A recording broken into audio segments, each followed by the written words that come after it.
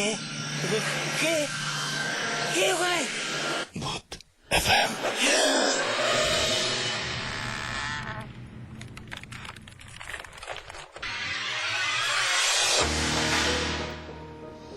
Right, শুনছেন সবসময় radio ফুর্তির সাথে আছে রাসেল। ঘড়িতে 11:59 আর এই সময় যদি কেউ জিজ্ঞেস করেন যে কে ওখানে, একটাই উত্তর আসবে, সেটাই ভূত এফএম।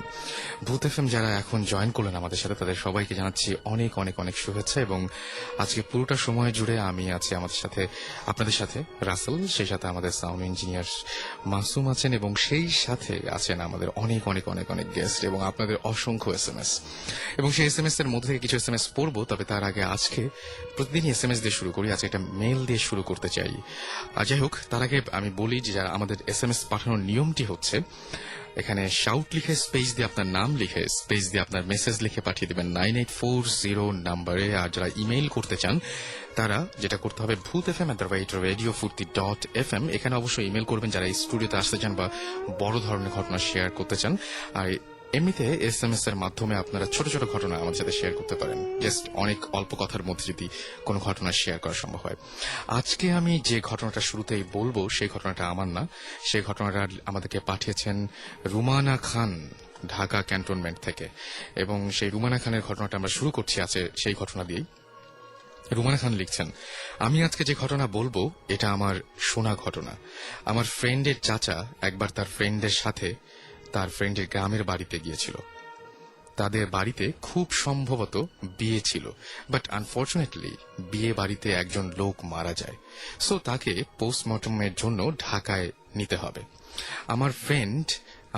আমার ফ্রেন্ডের চাচার ফ্রেন্ড সার্কেল আর সবাই ঢাকায় ব্যাক করছিল, তাই তাদের গাড়িতে লাশটা তুলে দেওয়া হয়েছিল। সাথে তাদের একজন লোক ছিল, গাড়িতে টোটাল লোক ছিল 6 জন। গাড়ির একদম পেছনের সিটে ছিল লাশটা। এবং একটা জিনিস মেনশন করতেই হবে, সেটি হচ্ছে গাড়িটা একটা মাইক্রোবাস। কিছু দূর এগোনোর পর একটা মহিলা মহিলাকে রাস্তায় দেখা গেল। গাড়ি থামানোর পর সেই মহিলা এসে বলল যে সে খুব বিপদে পড়েছে, তার ঢাকায় যাওয়া প্রয়োজন, এবং মহিলাটা খুব সুন্দর ছিল দেখতে।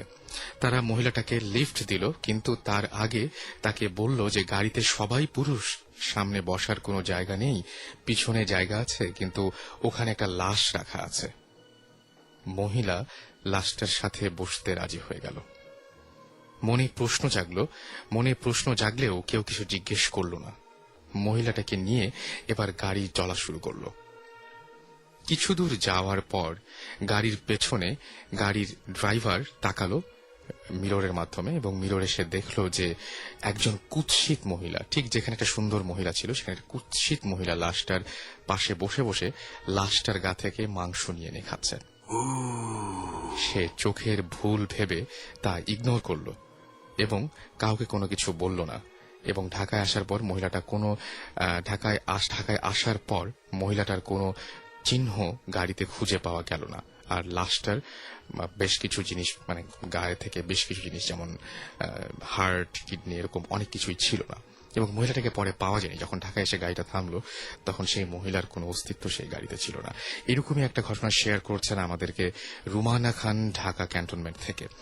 এছাড়াও আমাদেরকে এসএমএস করেছেন, আমি দেখতে পাচ্ছি অনেকগুলো এসএমএস আমাদের এর মধ্যে চলে এসছে। শুভ, অলি, রতন, জয়, অঙ্কুর, বাপ্পি, তারা বলছেন যে আজ যদি আমাদের এসএমএস না পড়েন তবে আমার মান সম্মান থাকবে না, প্লিজ। শুভ এই এসএমএসটি পাঠিয়েছেন। আচ্ছা, আমি এসএমএসটি পড়ে আপনার মান সম্মান রক্ষা করলাম, এবং অনেকেরই মান সম্মান রক্ষা করবো, অর্থাৎ অনেকেরই এসএমএস পড়বো আজকে আশা করছি।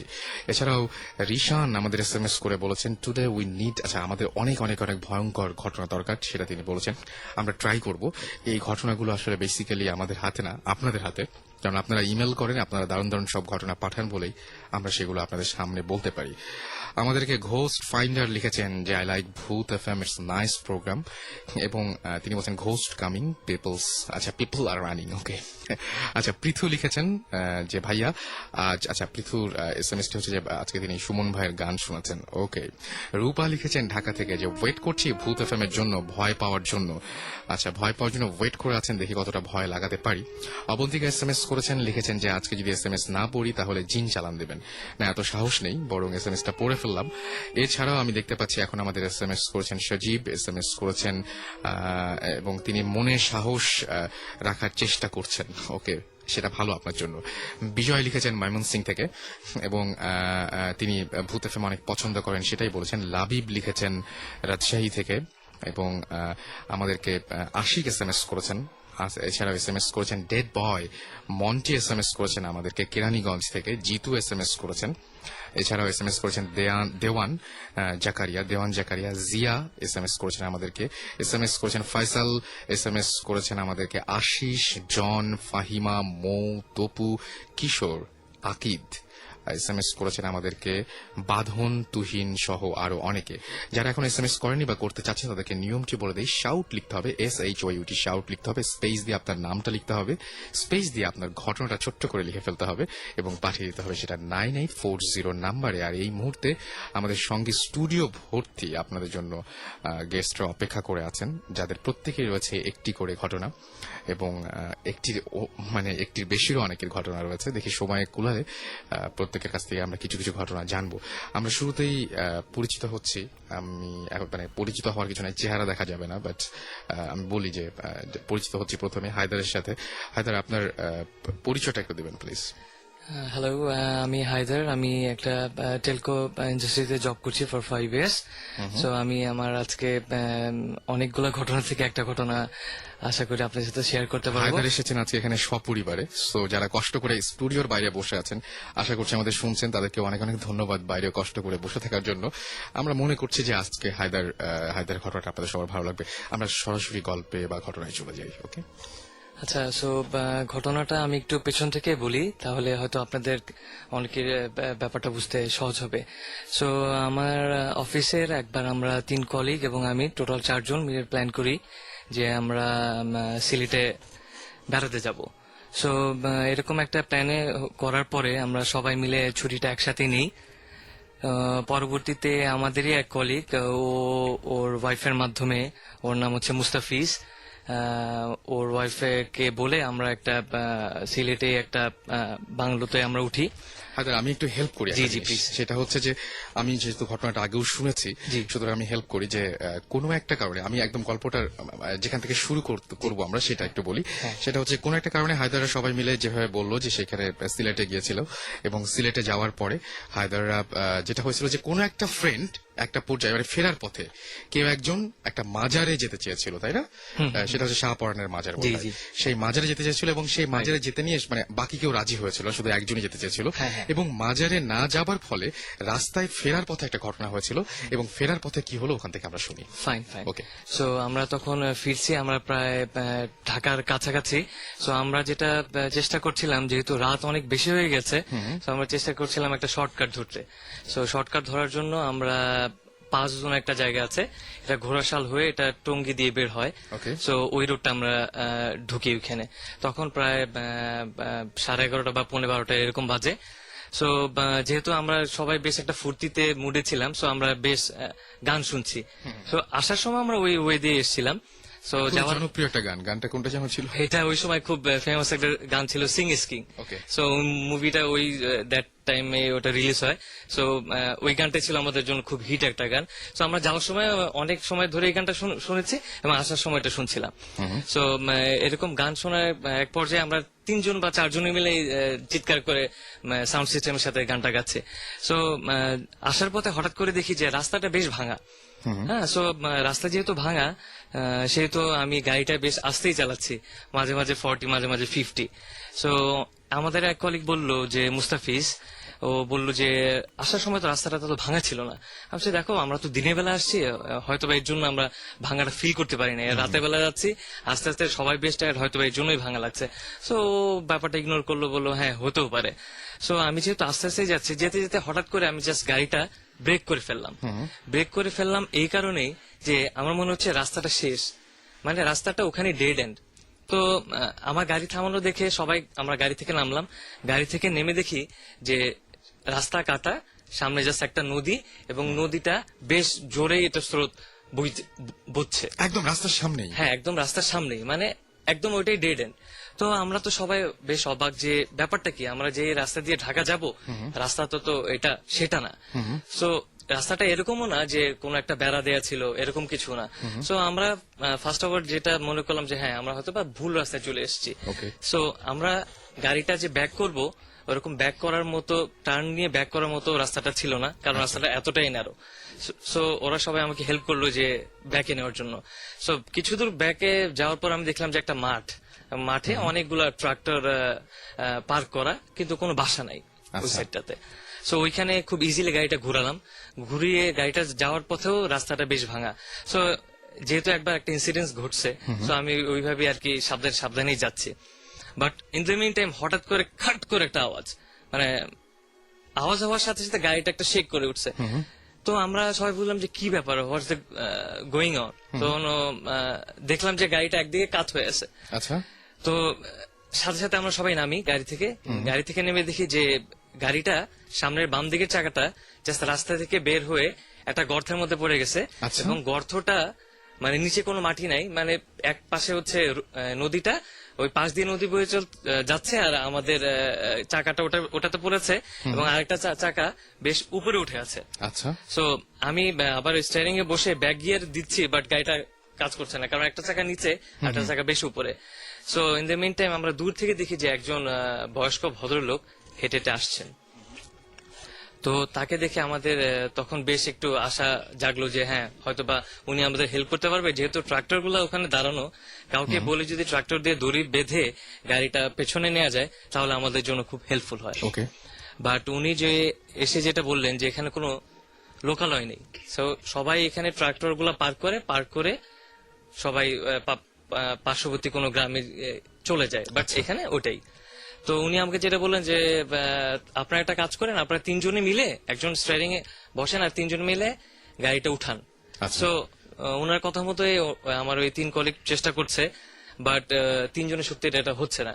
সো এই বয়স্ক ভদ্রলোক বললেন যে আপনি একটা কাজ করেন, আপনিও চলে আসেন, আমি যখন 1 2 3 বলবো, 3 বলার সাথে সাথেই আপনারা 4 জনে একসাথে ফোর্সটা দিবেন, তাহলে গাড়িটা হয়তো একজন একসাথে 3 জন দিলে অনেক শক্তি। হ্যাঁ 4 জনে শক্তিটা হচ্ছে, বাট উনি যেহেতু বয়স্ক, উনি পারছেন না, উনি আমাদের হেল্প করতে পারছেন, জাস্ট উনি আমাকে অ্যাডভাইস করছেন। তো ফাইন, আমরা ওনার কথা মতো ফার্স্ট টাইম ট্রাই করার পর পারলাম না, তো সেকেন্ড টাইমে আমরা ট্রাই করলাম। সেকেন্ড টাইমে ট্রাই করার পর গাড়িটা যথারীতি রোডে উঠে গেল। সো আমরা বেশ খুশি। সো তাড়াহুড়ো করে আমরা গাড়িতে ঢুকে পড়ি। গাড়িতে ঢুকার পরে আমাদের মনে হলো যে সেই ভদ্রলোকটা এতদূর কষ্ট করে আসলো, আমাদের তো তাকে অ্যাটলিস্ট থ্যাংক ইউ জানানো উচিত, ধন্যবাদ দেওয়া উচিত। তো এটা ভেবেই আমরা সবাই একই সাথে অলমোস্ট মানে জানলা দিয়ে মাথা বের করি এবং ওনাকে থ্যাংক ইউ দেওয়ার জন্য। বাট বের করার সাথে সাথেই মানে ওই লোকটাকে আমরা দেখতে পেলাম না ওই জায়গাটায়। আচ্ছা, মানে একদম নাই। সো জায়গাটা এরকমও না যে পাশে কোনো গলি আছে বা পাশে কোনো বাড়ি আছে বা সে পাশে গলিতে চলে যায়, ব্যাপারটা এরকমও না। সো ওই ব্যাপারটাতে আমরা সবাই মোরলেস ভয় পাই, কিন্তু কেউ এক্সপ্রেস করি না যে ঠিক আছে একটা হয়তো বা অন্য কোথাও চলে গেছে এরকম ব্যাপারটা। সো আমাদের ব্যাপারটা সবারই মাথায় থাকে। সো এটা বলে আমরা প্রায় 10-15 মিনিট ওই রাস্তা দিয়ে যাচ্ছি। যেতে যেতে আমাদের সামনে 2টা রাস্তা পড়ে, একটা হচ্ছে ডান দিকে, একটা হচ্ছে বাম দিকে। আচ্ছা। সো আমরা এখন কনফিউজ, কারণ একটা রাস্তা দিয়ে আমরা এসছি, এখন কোন রাস্তা দিয়ে এসছি, বাট আমরা তো যে কোনো একটা রাস্তা দিয়ে বের হয়েছে। সো আমরা কিছুক্ষণ ওয়েট করি যে কেউ আমাদের গাইড করতে পারে কিনা। সো আমরা ওখানে প্রায় 5 মিনিটের মতো ওয়েট করি এবং দেখতে পাই যে দূর থেকে একটা ট্রাক্টর আসতেছে। ট্রাক্টরটা আসতেছে এই ভেবে যে আমরা ভাবলাম যে ট্রাক্টরটা ওখানে মনে হয় পার্ক করবে। সো আমরা কিছুক্ষণ ওয়েট করি, ট্রাক্টরটা আমাদের কাছাকাছি আসে। এরপরে আমাদের মধ্যে থেকে একজন বলে যে আচ্ছা ভাই, আমরা তো রাস্তা হারিয়ে ফেলেছি, সো আপনি কি আমাকে একটু হেল্প করতে পারবেন যে আমরা 5 জনের রাস্তায় উঠবো, ওখান থেকে আমরা টঙ্গী হয়ে আমরা ঢাকা পৌঁছবো।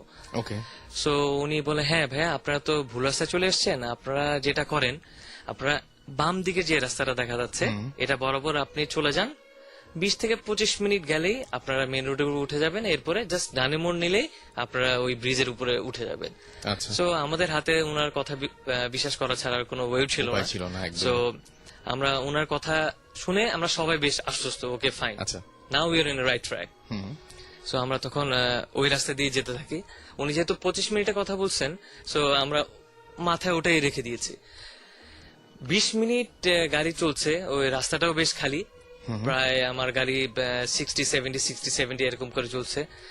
যেতে যেতে এক সময় আমরা দূর থেকে দেখতে পাই একটা ঘোলা কিছু, যেহেতু রাত ওইভাবে আমরা জিনিসটা বুঝতেও পারছিলাম না, বাট কাছাকাছি যাওয়ার পর আমরা দেখি যে রাস্তার উপরও একটা বাড়ি, একটা দোচালা টিনের বাড়ি, মানে এটা ঠিক রাস্তার উপরে? একদম রাস্তার উপরে। এমন না যে রাস্তাটা ভাঙা বা রাস্তাটা ওই রাস্তাটা মাটির রাস্তা, এরকমও না, পাকা রাস্তা, বুঝাই যাচ্ছে না যে ওখানে একটা বাড়ি থাকতে পারে।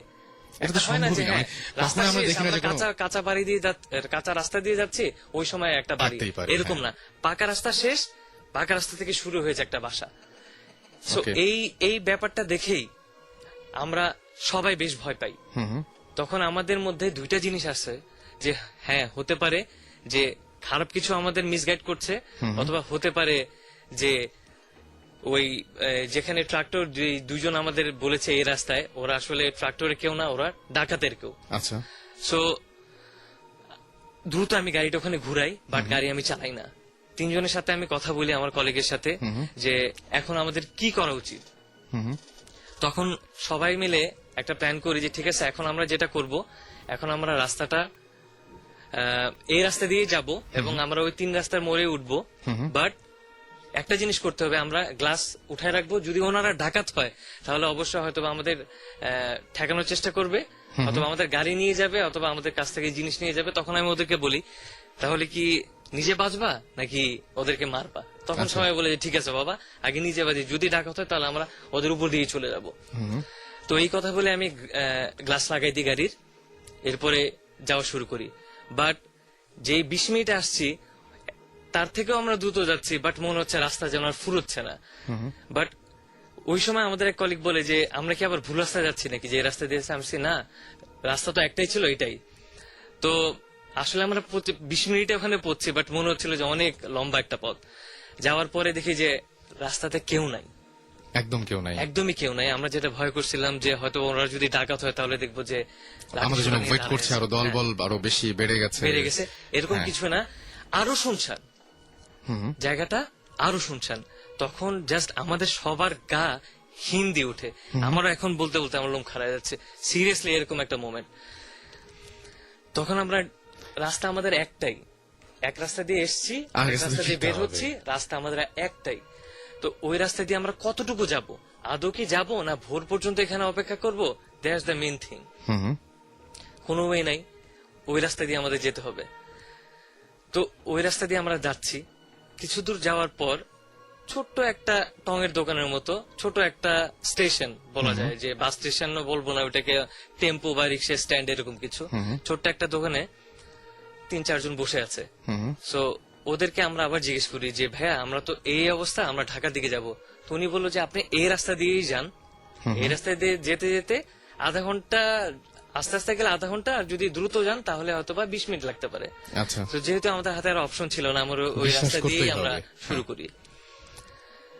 আধা ঘন্টা না, ওইখানে আমরা প্রায় 35 থেকে 40 মিনিট, কারণ রাস্তাটা একদম গ্রামের মেঠো রাস্তার মতো, ভাঙা, আঁকা বাঁকা, যেতে হচ্ছে মনে হচ্ছে যাচ্ছি কারো বাসার উপর দিয়ে, বা বাসার ভিতরে উঠোন দিয়ে যাচ্ছে গাড়ি, এরকম একটা রাস্তা। তো যেতে যেতে কিছুটা পাকা রাস্তায় আমরা পড়ি, যাবার পরে দেখি যে গাড়ি যাবার শব্দ হচ্ছে, ট্রাক যখন যায় রাত্রেবেলা, ট্রাকের একটা চাকার শব্দ আমরা শুনতে পাই, যে হাইওয়ে দিয়ে কোনো গাড়ি যাচ্ছে, বাট আমরা কোনো হাইওয়ে দেখতে পাচ্ছি না, বাট শুনতে পাচ্ছি হর্ন, শুনতে পাচ্ছি চাকার আওয়াজ, সহ সহ করে গাড়ি যাচ্ছে। সো এরকম সময় আমাদের কলিগ বলে যে গাড়িটা তুমি একটু থামাও। তখন আমরা গাড়িটা থামাই, থামিয়ে আমরা সবাই নামি। নেমে যে জিনিসটা দেখতে পাই সেটা হচ্ছে, আমরা যে রাস্তা দিয়ে ঢাকায় ফিরবো, সেই রাস্তাটা আমাদের ঠিক মাথার উপরে, আমরা ওই ব্রিজটার নিচে। ও মাই গড, মানে পুরোপুরি মাথার উপর দিয়ে গাড়িগুলো যাচ্ছে, এবং শুধু উপর দিয়ে না, বেশ অনেক উঁচু। যেহেতু এটা শীতকালে শেষের দিকে ছিল, সেই জন্য ওই নদীটা হয়তো বা শুকনা ছিল। আমরা যাচ্ছি, আমি আপনাকে বললাম যে জায়গাটা অনেকটা কাঁচা কাঁচা রাস্তা। সো ওটা ছিল কাঁচা রাস্তা, ছিল ওটা ছিল একটা নদী। Oh my God! আমরা নদীর উপর দিয়ে যাচ্ছি এবং অনেক উঁচায় আমরা দেখি যে ওই 5 জনের ওই টোল ব্রিজটা যেটা দিয়ে সব গাড়িগুলো যাচ্ছে। তখন আমরা সবাই গাড়ি থেকে বের হয়ে একে অপরের দিকে তাকাই, what the hell is going on.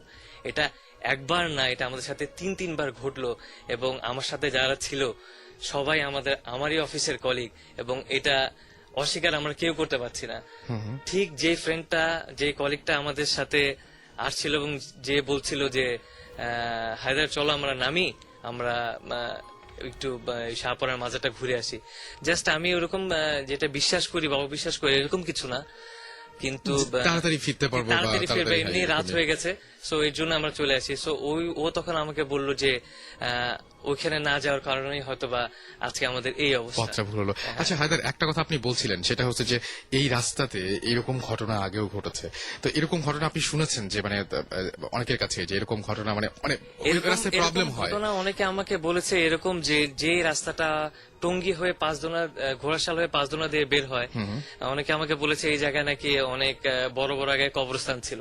আচ্ছা। বাট মানে গভর্নমেন্টের রোডটা এরকম ভাবে ম্যাপ করা, সো ওই রোডটা ওই কবরস্থানের উপর দিয়ে এটা বানানো হয়েছে। আচ্ছা। দ্যাটস ওয়াই ওই রোডে নাকি অনেকে এরকম মিসগাইডেড হয়।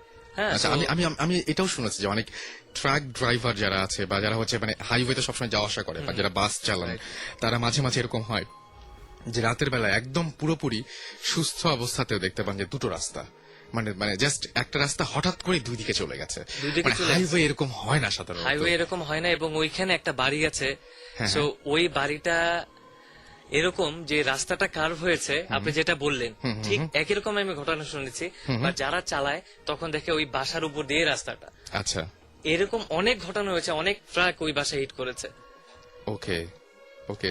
এবং বাসাটা তারপরে ওখানে আছে? বাসাটা আছে, এখন কেউ থাকে কিনা I am not that much of sure, but অনেকের কাছে শুনেছি এবং ওই বাসাটা আমি দেখেছি। ওকে ওকে।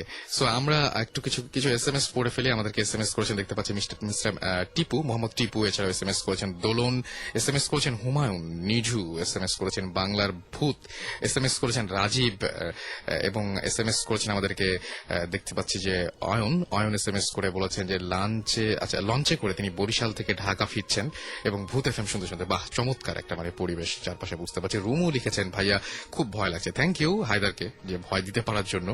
আচ্ছা, আমাদেরকে আরেকটা এসএমএস আছে, আর সেই এসএমএসটি হচ্ছে যে আমাদেরকে আজওয়া, মৃদুলা, রোদেলা, রিমঝিম, শান্ত, তন্ময়, শাওন এরা সবাই মিলে উইশ করেছে এবং এরা সবাই মিলে উইশ করেছে আবরারকে, এবং জন্মদিনের, বুঝতেই পারছেন যে জন্মদিনের উইশ, এবং সবাই মিলে উইশ করছেন জন্মদিনের মাঝেও যে আমাদেরকে শুনছেন এই জন্য অনেক অনেক অনেক অনেক থ্যাঙ্কস।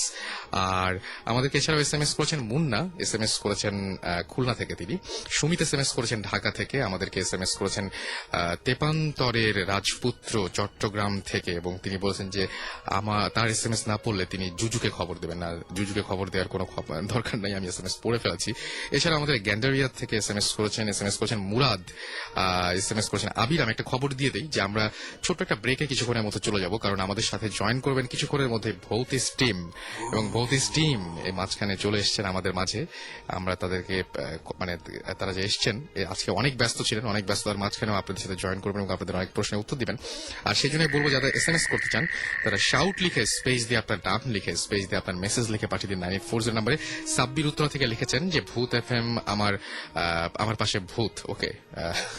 রাতুল লিখেছেন ভাইয়া একটু ভয় লাগছে। ওকে, দেখা যাক কি হয় আজকে শেষ পর্যন্ত। একটা ছোট্ট ঘটনা পরে আমরা ব্রেকে যাব, এবং ব্রেকে যাওয়ার পরে আমাদের সাথে জয়েন করবেন ভৌতিস টিমের যারা আছেন তারা।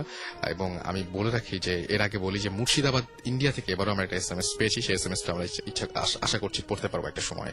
আচ্ছা, আমাদেরকে এসএমএস করেছেন সবুজ, তিনি বলেছেন যে আমি থাকি বরিশালে এবং আমি ইন্টারমিডিয়েট সেকেন্ড ইয়ারে পড়ি। আমার গ্রামের বাড়ি পিরোজপুর জেলার মঠবাড়িয়া থানায়, এবং সেখানে আমার সাথে একটি ঘটনা ঘটে লাস্ট 25 মানে ফেব্রুয়ারি মাসের 25 এই বছরেই। এবং তিনি বলেন যে আর কথা না বাড়িয়ে ঘটনাটা শুরু করি। লাস্ট 20 তারিখ ফেব্রুয়ারি মাসের, এবং আমি আমার গ্রামের বাড়িতে যাই।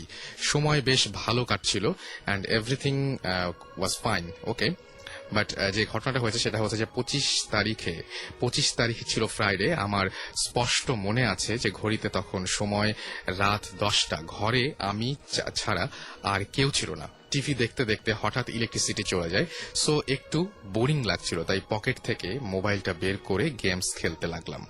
একটু পরে আমার বাথরুমে যাওয়ার প্রয়োজন হলো। আমি বাসের টেবিল থেকে চার্জারটা নিয়ে আসলাম এবং সেটা অন করে বাথরুমের দিকে গেলাম। যখন আমি বাথরুমে ঢুকলাম তখন দেখি সারা বাথরুমে রক্ত পড়ে আছে।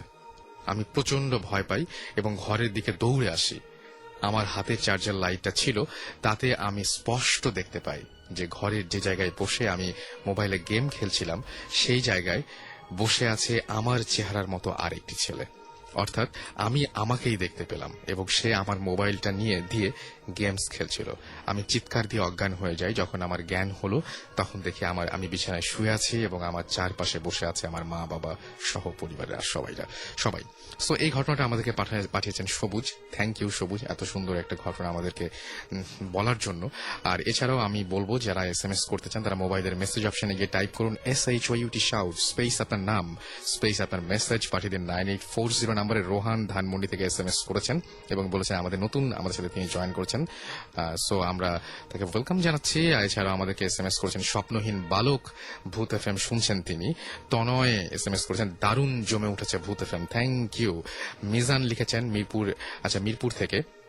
এছাড়াও অনেক আমাদেরকে SMS করেছেন লিও হিমেল SMS করেছেন আমাদেরকে, Mashrafe, Moumita, king of pop, ওকে আমাদেরকে SMS করেছেন শাওন, SMS করেছেন মান্না, রাব্বানি সহ আরো অনেকে। আমরা একটা ব্রেকে যাব এবং ব্রেকের পরে আমরা এবং ভৌতিস্ট আবারও জয়েন করব আপনাদের সাথে। So stay tune and SMS করার নিয়মটি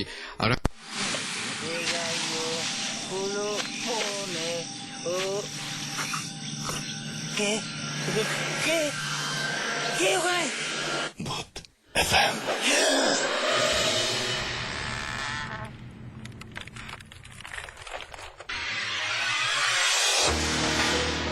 রাইট, শুনছেন সবসময় রেডিও ফুর্তির সাথে আছি রাসেল এবং আমি যেটা বলেছিলাম যে একটা গানের ব্রেক নিব এবং ব্রেকের পরেই আমাদের সাথে জয়েন করবেন ভৌতিস্ট টিমের সবাই এবং Is this on air? হ্যাঁ একদম শুনতে পাচ্ছে সবাই শুনতে পাচ্ছে। Bhothist is here. Almost. Okay, so আমি যারা এখানে সত্যি কথা বলতে যারা গেস্ট যারা আসেন এবং যারা SMS করেন তারা রেগুলারই খোঁজ খবর নেন এবং অনেক বেশি মিস করেন। বাট আমি আজকে যে কত যন্ত্রণা করে আসতে হচ্ছে আমাকে, যেমন হচ্ছে সুমন ভাই আজকে রাজশাহীতে, রাইট? সুমন ভাই রাজশাহীতে শো করতে গেছেন, তারপরে মাঝখানে ব্যস্ততার মাঝখানে রকস্টার মানুষ এবং রেডিও টেডিও ওনার জন্য সব মামুলি ব্যাপার। আমি জিবরান, তুমি মাসুম, আমাদের জন্য রাইট। সো আমরা আজকে কি কোনো ঘটনা, আমাদের সাথে গেস্টরা আছে, তাহলে গেস্টদের কি ঘটনা শুনবো এখন? আমরা আজকে চরম ফাইজলামি করেছি, বুঝছো? সো আমরা সিরিয়াস ব্যাপার সবার গেস্টদের কাছ থেকে শুনি।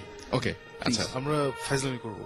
ওকে ফাইন, তাহলে আমাদের এখানে যারা গেস্ট আছেন আপনাদের সাথে একটু পরিচিত হয়ে যাবে। হ্যাঁ, আমি নাফিস, ক্লাস 10 বাংলাদেশ ব্যাংক বিশ্ববিদ্যালয়। ওকে, আমি তার আগে একটু বলি যে সবাই বেশ অনেকক্ষণ ধরে অপেক্ষা করছেন যে SMS পড়া হচ্ছে না। আমি একটু কিছু SMS পড়ে ফেলি। আশিস লিখেছেন যে আজকে তার বার্থডে এবং তিনি বলছেন যে আজকে আসলে আমার বার্থডে, কিন্তু বলতে ইচ্ছা করছে আজকে আজকে আমার বার্থ নাইট। ওকে, সো লাবিব SMS করেছেন এবং লিখেছেন যে ওয়েলকাম ভৌতিস্ট এবং তিনি বলছেন সাউথ আফ্রিকার টিম কে একটু ভয় দিয়ে দেন ইনশাআল্লাহ। ওকে, ফাহাম SMS করেছেন এবং ফাহাম SMS করে বলছেন যে প্যারানরমাল অ্যাক্টিভিটি যে মুভিটা রয়েছে সেই মুভিটা কি স্টোরিটা কি ট্রু? আচ্ছা, এটা কি আসলে ট্রু? কি মনে হয়? জীবন ভাই মাথা নাড়ছেন, তার মানে ট্রু না? না, একদমই ট্রু না। এটা হচ্ছে ওরা খুবই রিমার্কেবল একটা জিনিস এবং খুবই ইন্সপিরেশনাল। মাত্র $15,000 দিয়ে ওরা মুভিটা শুট করেছে।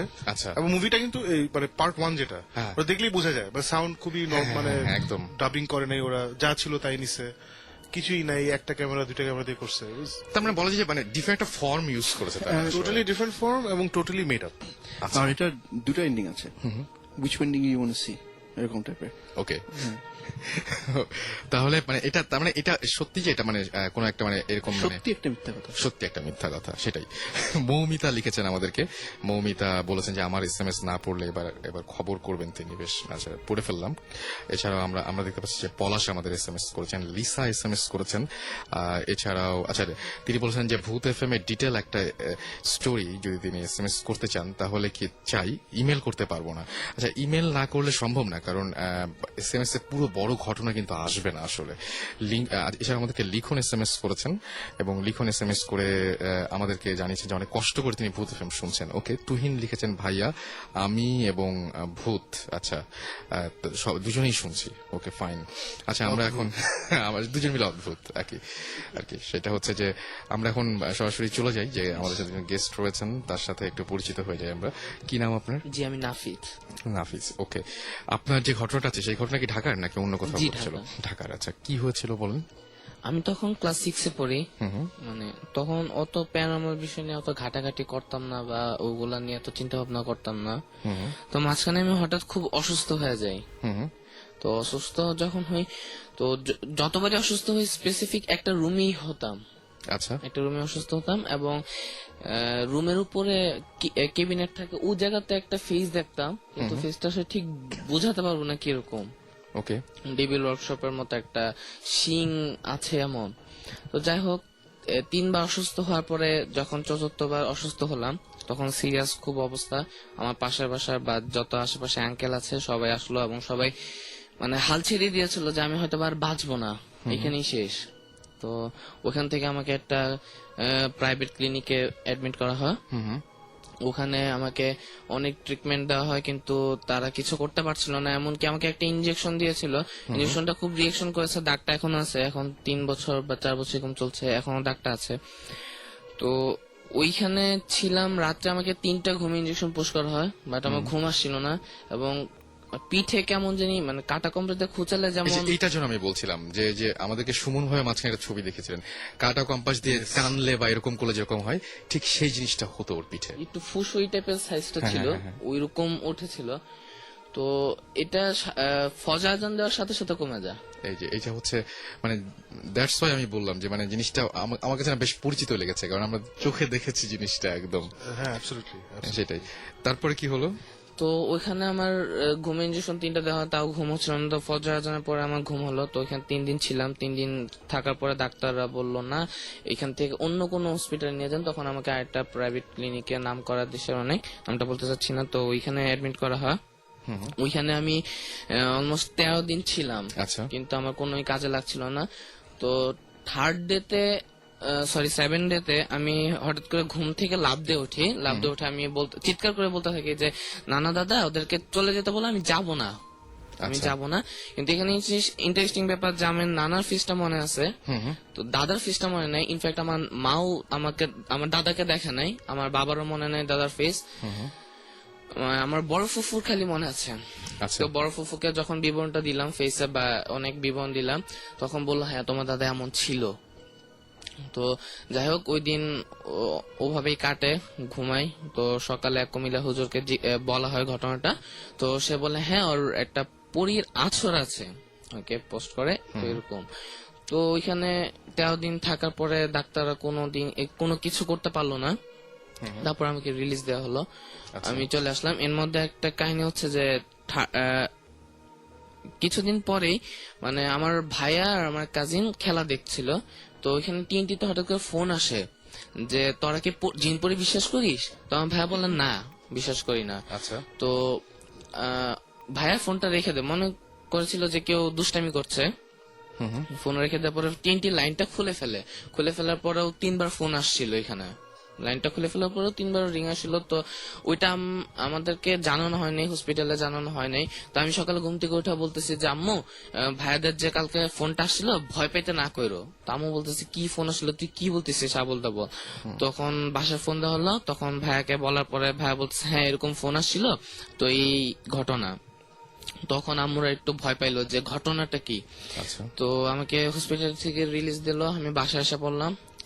যেহেতু তখন রমজান মাস ছিল, তো আমি আম্মুকে বললাম আম্মু আমি দেশে ঈদ করব। তো ওই হিসেবে মাইক্রো একটা ভাড়া করা হলো, আমি যাব যেদিন। ওই দিন সকালে ঘুম থেকে উঠে বলতেছে আম্মু আজকে তো আমাদের যাওয়া হবে না, একটা দূষণবাদ আসবে, যাওয়া হবে না। তো আম্মু বলতেছে তুই এগুলো কি বলতেছিস আবল তাবল, মানে যাওয়া হবে না কেন, যাওয়া হবে না কি হয়েছে? আমি বলছি আমি যাই না, যাওয়া হবে না। তো যখন যাব তার আধা ঘন্টা আগে আমার বাবা আম্মুকে ফোন দিয়ে বলতেছে যে আজকে যেতে পারবে না, আমার খুব ক্লোজ রিলেটিভকে পুলিশ অ্যারেস্ট করছে, তো তোমরা যেতে পারবে না। তো আম্মু তখন খুব ঘাবড়ায় যায়, ঘটনাটা কি হচ্ছে এখানে। তো এভাবে চলতেছে চলতেছে, তো ওই দিন আর যেতে পারলাম না। তারপরের দিন আমরা গ্রামে গেলাম, বাবা একা বাসা ছিল, আমরা আর সবাই গেলাম, 3 ভাই মা। তো গেলাম ওইখানে। তো এখন আম্মু বলতেছে ডাক্তাররা যেহেতু কিছু করতে পারলো না, তো হুজুর টুজুরকে ইনফর্ম করা দরকার বিষয়টা। তো তাদেরকে জানানো হলো। আমি নানুর বাড়ি গেলাম ঈদের পর দিন।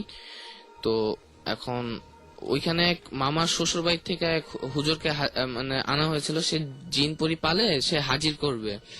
তো লোকটাকে কেন জানি দেখে আমার মনে হচ্ছে যে লোকটা ভণ্ড। তো আমি একটু প্রমাণ করতে চেষ্টা করলাম। লোকটা আসলো, লাইট টাইট অফ করলো, অন্ধকার করলো, সে একটা মানে খাঁচা নিয়ে বসলো, এখানে তসবি মানে ঘুরাচ্ছিল এবং নয়েজ করতেছিল। তো আমি বলতেছে আমি তো সব দেখতে পারতেছি, এরকম কেন হচ্ছে? তখন সে টর্চ লাইটটা জ্বালায় মুখটা কালো করে দেয়। তখন আমার একটু সন্দেহ হয়েছে আরো বেশি। তখন মানে সে আমার মুখের দিকে 2 মিনিট তাকানোর পরে করলো কি, টর্চ লাইটটা অফ করে দিল। করার পরে আবার সে ওই সেম কাজটাই করতেছে, তসবি ঘুরাচ্ছে। তো আমার উপরে একটা ব্যাগ রাখছিল, আমি জানতাম না কি ছিল, খালি বুঝতেছিলাম আমার উপরে কিছু একটা রাখা হয়েছে। তো আমি বলতেছি আমার উপরে কি জানি রাখছে, এই যে বললাম যে কি জানি রাখছে, সে বুঝছে না, আমি দেখতেছি না, আমি এমনি বলছি কথাটা। তো সে ওইখানে হাজির করাইলো, জিনপুরি মানে বললো, মানে পরি হাজির করলো, খুব নেকো নেকো একটা কণ্ঠ ছিল। তো আমার গায়ে হাত দিছে একবার, মানে হাতটা ছিল খুব কোমল, কিন্তু আমার সন্দেহ হইতেছে তাও। তো ওইবার ঢাকায় ব্যাক করছি, ব্যাক করার পর সে আবার বলছে যে 13 দিন পর আবার যাইতে। তো আমরা গেলাম, যাওয়ার পরে সে আবার জিনপুরি হাজির করাচ্ছে। তো ওইবার আমার মানে আমি ভান করলাম যে আমার আমি পরিদার পজেস্ট ইচ্ছা করে তাকে প্রমাণ করার জন্য। তো সে আসে আমার নাকের মাঝখানে হাত খুব চাপ দিয়ে ধরছে। তখন আমি বুঝছি যে এটা তারই হাত, কারণ তার হাত দিয়ে একটা আতরের গন্ধ আসতেছিল, প্লাস হাতটা খুব শক্ত ছিল, এরকম কোমল ছিল না। তার নখগুলো ছিল বড়, এবং যার ফলে আমার নাকের 2 মাঝখান দিয়ে ব্লিডিং হচ্ছিল। আমি এটা কাউকে বলি নাই। তো বাসায় আসলো, কিন্তু সমস্যা হচ্ছে খুব খিচুনি, কেউ ধরে রাখতে পারতেছে না। অনেকজন, আমার 3 ভাই, কাজিন 2টা, মা বাবা, কেউ ধরে রাখতে পারতেছে না। এরকম শরীরে অনেক শক্তি বেড়ে যাচ্ছে। তো তখন কুমিল্লার এক হুজুরের কাছে কন্ট্যাক্ট করা হলো। সে বললো যেতে, আমরা গেলাম। মানে সে, আমি জানি না আসলে এই সত্য কিনা, সে যা করতো সবসময় চোখের সামনে করতো আলোতেই। তো আমাকে সে ফার্স্ট বার যাওয়ার পরে সে বলতেছে তুমি গ্লাসটা নিয়ে রুমটাতে যাও, একটা সূরা বললো, সূরাটা বইলা তুমি ওয়ালে পানি ছিটা দাও।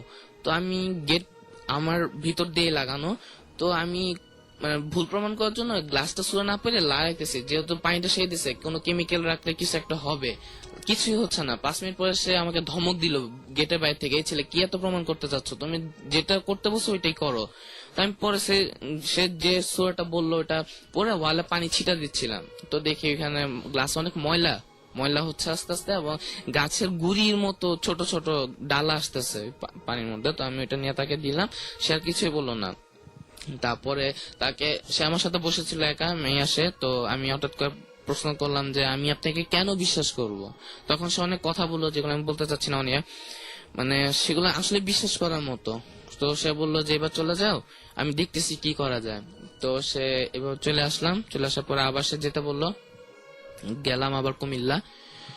তো হুজুর এবার একটা বললো যে তুমি হাতটা সোজা করো। হাতটা সোজা করে সে একটা কাগজের ভিতরে একটা কালো মানে এরকম 5 আঙ্গুলের এরকম ছাপ, ওইটা সে বলটালো কাগজের ভিতরে, এবং আমার 2 হাতের মাঝখানে রেখে বললো এটা ফোল্ডিং করে রাখো। মানে ওই যে রক্ত দেবার পরে যেভাবে হাতটা দিয়ে জি। মানে তুলা দিয়ে বা হ্যাঁ, কিছু দিয়ে বন্ধ করে দেয়, তো ভাবে সেরকম ছিল। ভাবে। 2 মিনিট থাকার পর সে বললো কাগজটা দাও। কাগজটা খুলে দেখলাম যে ওই ভিতরের তাবিজটা নাই, এবং সে আমার চোখের সামনে ঢুকেছে, এবং তখন আলোই ছিল। তো আমার কাছে জিনিসটা খুব অদ্ভুত লাগলো। তো আমি এসে পড়লাম ওই দিনও। তারপরে আবার যেতে বললো, আবার যাওয়ার পরে সে এরকম বললো একটা গাছের পাতা নাও, ছিড়ানো। আমি ছিড়ানোর পরে সেম ভাবে আবার ঢুকালো হাতে, বললো যে সকালে উঠা, মানে পকেটে দিয়ে দিল, বললো যে সকালে উঠা যদি দেখো পাতাটা নাই আমাকে জানাবা, আর যদি দেখো আছে তাহলে জানানোর দরকার নাই। তো সকালে ঘুম থেকে উঠলাম, রিক্সায় উঠার পরে আমার খেয়াল ছিল না। তো যাই হোক নিলাম জিনিসটা, নেওয়ার পরে দেখলাম পাতাটা নাই। তো আমি আব্বুকে বললাম যে আব্বু, তাকে বলো পাতাটা আছে। আমি তাকে তাও ভুল প্রমাণ করার চেষ্টা করতেছি। তো সে তখন মানে আব্বুকে ধমক দিয়ে বলে আপনার ছেলে কি পাইছে এত, আপনি পাতাটা তো নাই, সরি আছে। তো যাই হোক এরকম করার পরে আমার সত্যি তাকে ট্রাস্ট হইলো, সে এবং অনেক পরে কিছু তো করলো। সুস্থ হয়েছিলেন আপনি তার না, মাধ্যমে। এখনো ওভাবে অত এখন যে প্রবলেম গুলো হয় সেগুলো একটু বলবেন যে এখন এখন আবার প্রবলেম যেটা হয় যে ঠিক মতো পড়তে পারি না, পড়লে করতে মাথা পারেন। জানি কেমন আচ্ছা, ওইটা অন্ধকার হয়ে ওইটা একটু বলবেন। আপনি খুব ইন্টারেস্টিং করে বলছিলেন তখন আমাকে যখন শোনাচ্ছিলেন যে ওই যে যে জিনিসটা আপনি দেখতে পান সামনে এবং সে আপনাকে অনেক কিছু ইনফরমেশন দেয়, তাই না? তো কিরকম দেখতে পান আর কি টাইপের ইনফরমেশন দেয়? ফ্লোর থেকে সিলিং পর্যন্ত সে লাগানো, সাদা পাঞ্জাবি পরা, ফেস টেস কিছু বোঝা যাচ্ছে না, হাত পা অনেক লম্বা লম্বা। তো সে আমাকে বলে যে আমি তোমার হেল্প করতে আসছি। তো আমি এটা কুমিল্লার হুজুরকে বলি, সে বলে যে তোমার রাশি এমন একটা রাশি, এটা সবার হয় না, এটা ব্যতিক্রম একটা রাশি, এই জন্যই তোমাকে হেল্প করতে আসে। এইটুকুই। এইটুকুই। কিন্তু মানে যে কুমিল্লার হুজুর যে দেখলেন যে মানে আসলেই তিনি পারেন অনেক কিছু, তার সাথে দেখা করার পরে বা তার কথা শোনার পরে তারপর ঠিক হয়ে গেছে তো? না, এখনো মানে আগের থেকে অনেক ভালো, বাট পুরাপুরি এখনো সুস্থ না, এখনো প্রবলেম কিছু হয়। এখনো প্রবলেম কিছু হয়? ওকে। ইনফরমেশন ব্যাপারটা বুঝিনি।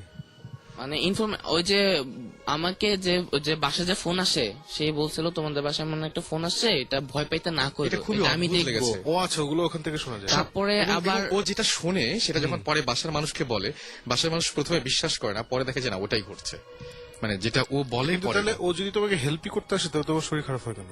সেটাই। সেটা আমি বলছি, সে আমাকে অনেক আমল দেয়, আমি ওগুলা ঠিক মতো আসলে করতাম না, সত্যি যেটা কি করতে বলতো হবে? আয়াতুল কুরসি পড়তে 4 বার, আরে আর হুজুর চাকুলো। না, ওই না, ওই যে মানুষটা আমার কাছে আসতো, ওই অদৃশ্য একটা, তো উনি বলতো। আমি তো অনেকেই প্রশ্ন করছে, আমার বাবা মা বলছে যে এত হেল্প করতে আসে তাহলে তোমাকে সুস্থ করতে পারে না কেন, এই প্রশ্নটা আমার বাবা মাও করে। তো তখন আমি তাকে বলি কথাটা, বলার পরে সে বলে তুমি তো ঠিক মতো আমল করো না, আমি তোমাকে কিভাবে সুস্থ করব, বলে আরো অনেক প্রবলেম আছে এখানে, এই আচ্ছা, প্রবলেম। ফাইন। আমাদের সাথে আরো একজন আছে, ওরও একটা ঘটনা আছে, সেটা আমরা শুনবো। এটা তো আপনার নাম? ডেঞ্জারাস ঘটনা আছে। হ্যাঁ। এটা মানে এখনো তোমার সাথে আসছে সে? জি, এখন মানে এভরি নাইট? মানে আমি যখন ওকে দেখছিলাম আমি তাকিয়ে আছি যে কি বলে। রুমের মধ্যেই থাকে নাকি সব মানে?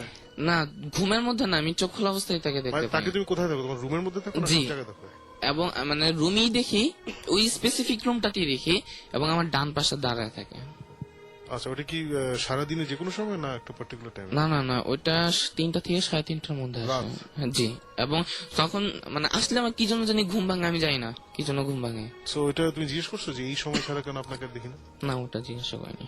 আচ্ছা, এরপরে কিছু জিজ্ঞেস করা যায় এরকম যদি কিছু হয় যে মানে জি? হসপিটালে হ্যাঁ দেখেছিলে? হ্যাঁ, ওই আমি যখন বলছিলাম নানা দাদা আমি যাব না, তখনও সে ছিল, সে বাধা দিতে চেষ্টা করতেছিল। এটার মানে কি? মানে তোমাকে নিয়ে যাওয়ার চেষ্টা করতেছিল? জি, আমি বলছিলাম যে আমি যাব না। মানে ওই ওই জিনটা নিয়ে যাওয়ার চেষ্টা করতেছিল জি নাকি তোমার নানা দাদা নিয়ে যাওয়ার চেষ্টা করতেছিল? না, আমাকে কিছু দিন পরে আসে, তারা নিয়ে যাওয়ার চেষ্টা করতেছিল, বাট আমি নানা দাদা আসছিল মানে সেই রূপ নিয়ে, আমি তাদেরকে বলতেছিলাম নানা দাদা আমি যাব না। এবং সে বাধা দিচ্ছিল, জি। তোমায় বাঁচানোর চেষ্টা জি। করতেছিল? আচ্ছা আচ্ছা আচ্ছা। ওকে, তার মানে তো Very ভালো, তার মানে তো interesting, very হ্যাঁ, interesting. খুবই ইন্টারেস্টিং জিনিসটা এবং অদ্ভুত ব্যাপার। আচ্ছা, আপনারটা একটু শুনে ফেলি। খুব ছোট্ট একটা ঘটনা আছে ওনার, বাট ইন্টারেস্টিং, খুব বড় ইন্টারেস্টিং। হলেই ভালো, আমাদের তো কোনো গল্প নেই আছে। না, আরো অনেকে আছে কিন্তু সমস্যা নাই। হ্যাঁ, আচ্ছা, আমি শুনি আমরা। অভি মোহাম্মদপুর থেকে, আমার গ্রামে টঙ্গিতেই। মাইকের কাছে মুখটা আর আমি খ্রিস্টিয়ান, তো প্রত্যেক ইয়ারে টঙ্গিতে যাইতে হয় ক্রিসমাসের জন্য, ওইদিকে যাই। লাস্ট ইয়ার ক্রিসমাস তো শেষ 25th, 26th একটু প্রোগ্রাম করি, তারপর 27, 28 এরকম রিটার্ন আসি। ওই টাইমটায় আসি না, কোনো একটা প্রোগ্রাম ছিল 29th এরকম, তাই 28 রাত্রে ঘুম আসতেছিল না এরকম টাইমেই। তারপর হঠাৎ কি মনে করে আমাদের গ্রামের লাস্টেই, মানে অনেক সময় স্মোক করি যখন, তখন ফ্যামিলির তো কেউ জানে না, এর জন্য বাইরে আসি। এখন জানে। না, ইয়ারফোন নাই বাসায়। আচ্ছা, তারপরে তারপর এইভাবেই মানে আমি যাইতেছি, যাওয়ার সময় যেমন আমার নিজের চিন্তা আছে যে আমি, আমার 2টা ভাই আছে, রিচার্ড আর একটা রিকি, মানে 2জনকে আমি ডাক দিছি এবং সাথে নিয়ে গেছি আমি আমাদের বাড়ির লাস্টেই, ওই জায়গায় গেলাম। তারপর আমি সিগারেট ধরালাম ওখানে।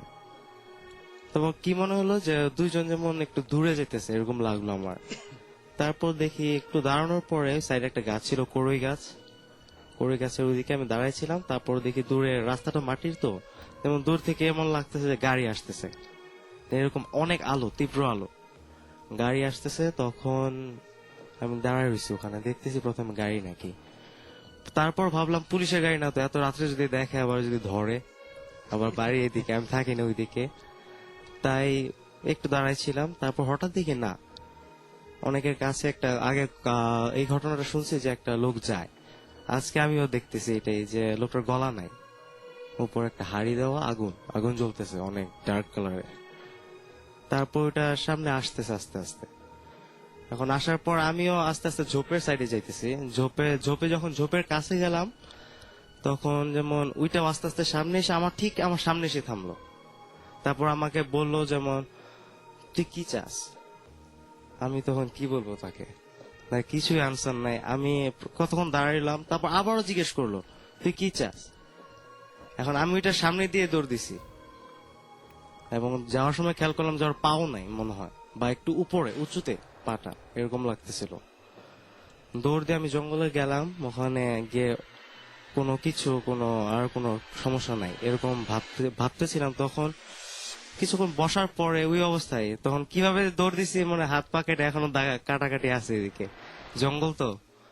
তারপর বসে থাকার পর কিছুক্ষণ পরে যখন চিন্তা হলো যে না এখন চলে যাই, তখন উঠে আমি ওখানে দাঁড়ালাম। দাঁড়ানোর পর আরেকটা সিগারেট ধরাইছি। তারপর পিছনে হঠাৎ একটা মেয়ে যেমন বলতেছে আমাকে এটা ফালাই দাও। আমি আবার মানে পিছনে তাকালাম, দেখলাম মেয়েটার চোখ জ্বলতেছে, আবারও বললো এটা ফালাই দাও। আমি আর তখনও ফালাইনি এটা। তারপর সেম টাইমে দেখলাম যে আমার ওই দুই ভাই আমার সামনে আসতেছে। জঙ্গলের ভিতরে তারা কিভাবে তখন জানেও না। তারপর আমার সামনে আসার পর আমাকে তারাও বলতেছে অভি এটা ফালাই দাও। আমি তাও ফালাইনি। তারপর ওই লোকটাই যাকে আমি দেখছিলাম ওইদিকে, তারপর সেও সামনে আসতেছে। দেখি ওই জঙ্গলে তার যেহেতু আগুন জ্বলতেছে ওই হাড়িটা থেকে, কিন্তু জঙ্গলে একটা পাতাও পড়তেছে না। কত মানে ওটা বাঁশ ঝাড় ছিল, একটা পাতাও কিচ্ছু হইতেছে না, আর এটার উপর দিয়ে এসে আসতেছে। তারপরে একটু সামনে আসার পর তো আমি চুপ করে দাঁড়াইছিলাম। তারপরে লোকটার আর কোনো যেমন কথা নাই, যেমন আমাকে একই কথা জিজ্ঞেস করতে, কি চাস? তারপর আমি একটু দূরে গেলাম, তারপর আর কি ওখানে অজ্ঞান। সকাল মনে হয় 7:30 কি 6:30 জ্ঞান যখন ফিরছে, আমি প্রথমে দাঁড়ায় আমার দাদার এখানে গেলাম, রিচার্ডের এখানে গিয়ে বললাম, মানে তার এখানে যাওয়ার সাথে সাথে সে আমাকে বলছে তোমার সেল অফ কেন? বুঝি না, সেল তো অফ না। বলছে হ্যাঁ তোমার সেল অফ, তোমাকে অনেক ট্রাই করছি রাত্রে। আমি বলছি না, আমি সেল বের করছি, সেল তখন অন, আমার সেল অন। কিন্তু তারা নাকি ট্রাই করছে অনেক রাত্রে, নাকি খোঁজাখুঁজি করছে কিন্তু পায় নাই কেউ। তারপরে ওখান থেকে আমি মানে ওখানে তারপর আমার কাটাকাটি একটু ঠিক করলো। তারপর সে বলছে যে ওইদিকে তুমি যেদিকে, মানে আমি তাকে ঘটনাটা বলার পর সে বলতেছে না, যেদিকে গেছো জায়গাটা ভালো না, ওখানে কেউই যায় না সহজে। একটা বেল গাছ আছে তো ওইদিকে কি এরকম কাহিনী আছে, ওখানে কেউই যায় না। এটা অনেকেই দেখছে আমাদের এদিকে, মানে মাঠের যে লোকটা যায় এটা ওকে অনেকেই দেখছে। আর এমন আমাদের এলাকায় এরকম অনেকে বলে যে এটা কি বলে যে অনেকে রাত্রে বেশি ঘোরাঘুরি করতে না বলে। এটা কোন জায়গার কথা বলছেন? গ্রামটার নাম বলা যাবে তো? হার বাইক, আচ্ছা, এই উত্তরের কাছে। উত্তরের কাছে, ওকে। আর আগে জেনে বলে গেল যে এখান দিয়ে রাস্তাটা, এটাও ট্রু, ওখানে 7টা রাস্তাও দেখা যায় একসাথে 7টা রাস্তা দেখা যায় কালীগঞ্জ রোডে। সেটাই। এবং মানে আমি এটা শুনছিলাম একটু আগে, যে আমি বললাম না যেটা, যে ট্রাক ড্রাইভার বা যারা বাস যারা রেগুলার চালান তারা অনেক সময় এরকম হয় যে অনেক সময় অ্যাক্সিডেন্টের কারণে হয়ে যায় এই সমস্ত ব্যাপার। আচ্ছা, আমাদের অনেক SMS চলে এসছে, কয়েকটা পড়ে ফেলি। যে আমাদের লিখেছেন যে আমি নাইম গাজীপুর থেকে, তোমাদের শুনছি, খুব ভয় লাগছে। ওকে, থ্যাংক ইউ। দিশা একটু বেশ কিছু কিছু গল্প নিয়ে সন্দেহ প্রকাশ করছেন দিশা, এবং সন্দেহই আসল। সন্দেহই আসল না, ওকে। তবে বলেছেন যে মানে ভৌতিস্ট টিমের অনেক প্রশংসাও করেছেন সেই সাথে, ওইটাও আসল। নাদিম লিখেছেন যে ভাইয়া আমরা লাইট অফ করে ভূত FM শুনছি। আচ্ছা, জুয়েল লিখেছেন আমরা আসলে এনার্জি এফিশিয়েন্ট, চিন্তা করুন। একদম মানে লাইট অফ করলে ইলেকট্রিসিটি বাঁচে এবং সেটাই। আমার মনে হয় যে আরো বেশি মজা হয় যদি আপনারা লাইটের সাথে এসিটা অফ করে দেন, এবং এসিটা অফ করে দিয়ে যদি ভূত FM শোনেন তার আরো ভালো লাগবে। গরমের ঠেলা না, ঘটা লাগবে না। ওকে, জুয়েল লিখেছেন ময়মন সিং থেকে, ভাই যে রাসেল ভাই তোমাদের রেগুলার ভূত FM শুনছি, প্লিজ আমার SMS-টা পড়ে ফেললাম। শুভ্র লিখেছেন সিলেট থেকে, ভাইয়া কাল এক্সাম বাট এখন ভূত FM শুনছি, খুব ভালো লাগছে। আচ্ছা, রেজাল্টের জন্য কিন্তু আমরা বা ভৌতিস্টকে ভয়াবহ রেজাল্ট হবে একদম। আরমান লিখেছেন যে আজ আমার টিচারকে বলেছি ভূত এফএম শুনতে, বাবা তাহলে তো একদম মানে পুরোপুরি মানে হালাল হয়ে গেছে। ওকে, তাকে ওয়েলকাম করতে বলছেন, আমি জানাচ্ছি। তার নামটা লিখেননি, তাহলে নামটা বলা যেত। মধু লিখেছেন রাজশাহী থেকে যে ভাইয়া আমার গ্রামের বাড়িতে আমি একটা ভূত এফএম, আচ্ছা একা ভূত এফএম শুনছি, ভয় লাগছে। আমার বাড়িটা বড় আমবাগানের মধ্যে, পাশের সাথে একটা বড় বাঁশের ঝাড়ু আছে।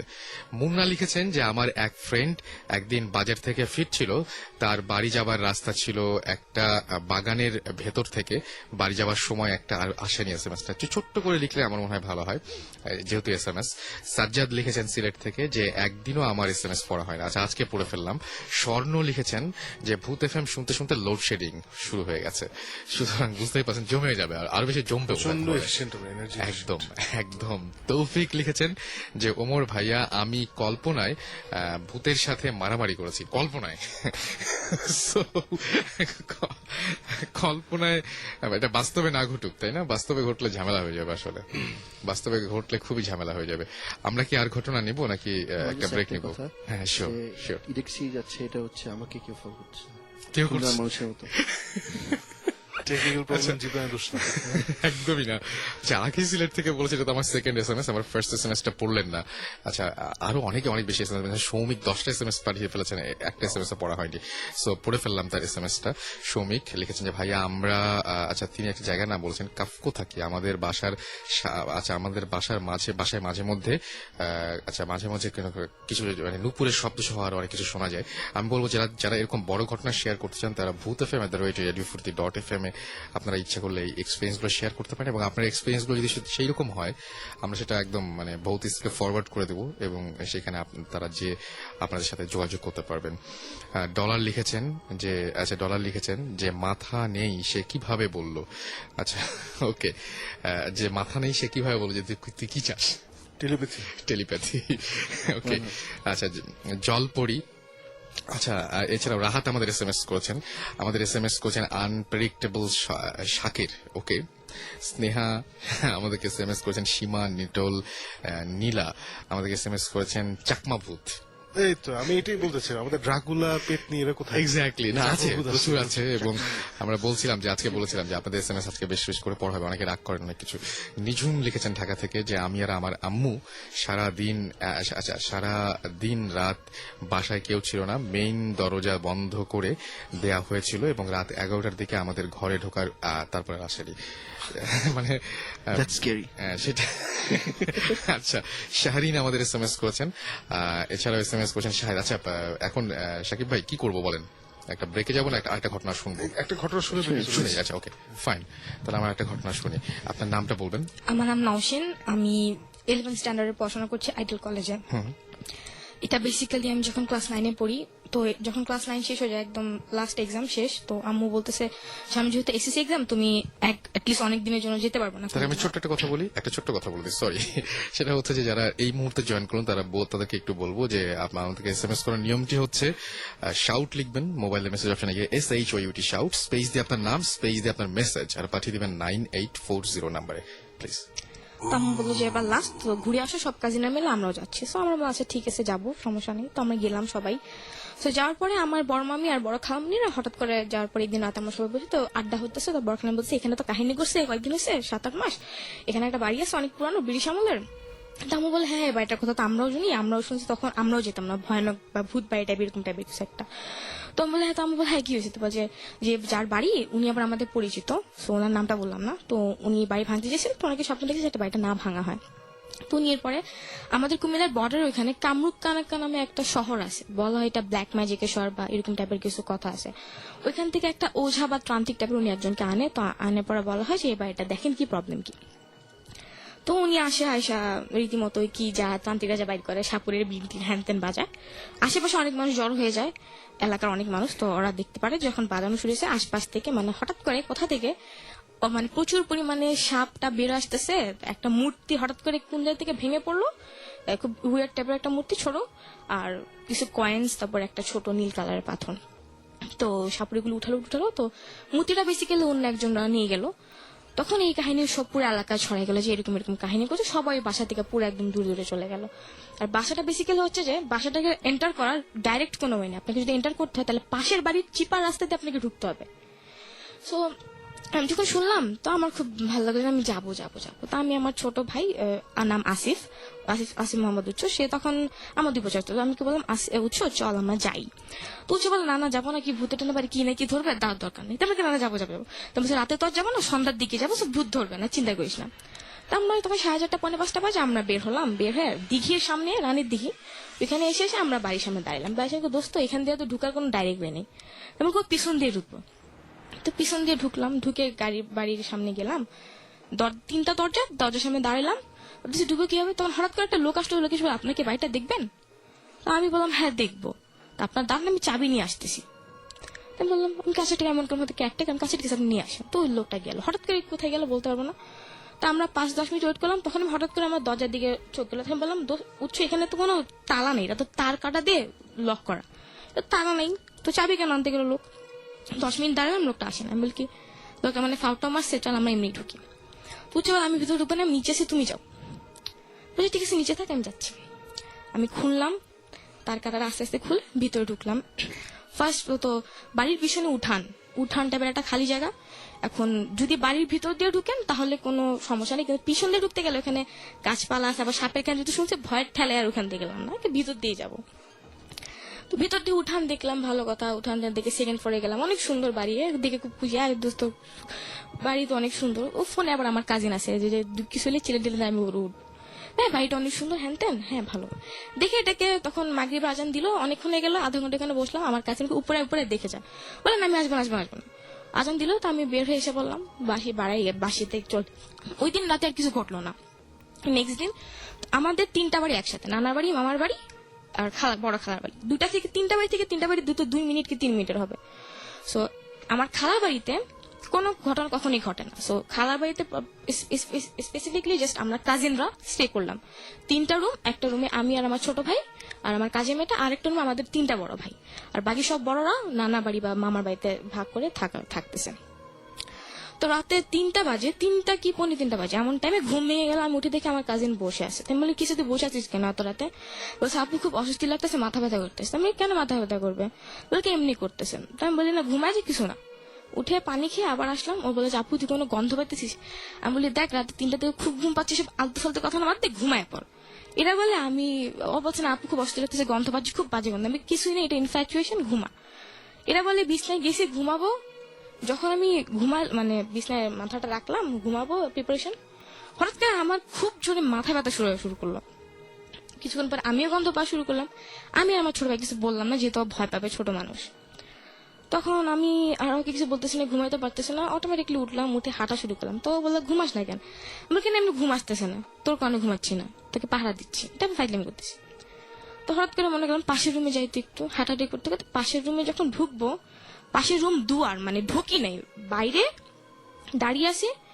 ওখান থেকে স্পষ্ট দেখতে পারতেছি মানে যে ক্রিকেট বল সাইজের আগুনের গোলা, এটা জাম্প করতেছে, কন্টিনিউসলি জাম্প করতেছে। তো আমি ফার্স্টে মনে করলাম মেবি আমার ইনফ্যাচুয়েশন। তাই আমি একটু কাছে যাই। তো ঢুকি মানে ভালো মতো ঢুকি এমনি দাঁড়ায় দেখতে আসলে একটা জিনিস জাম্প করতেছে।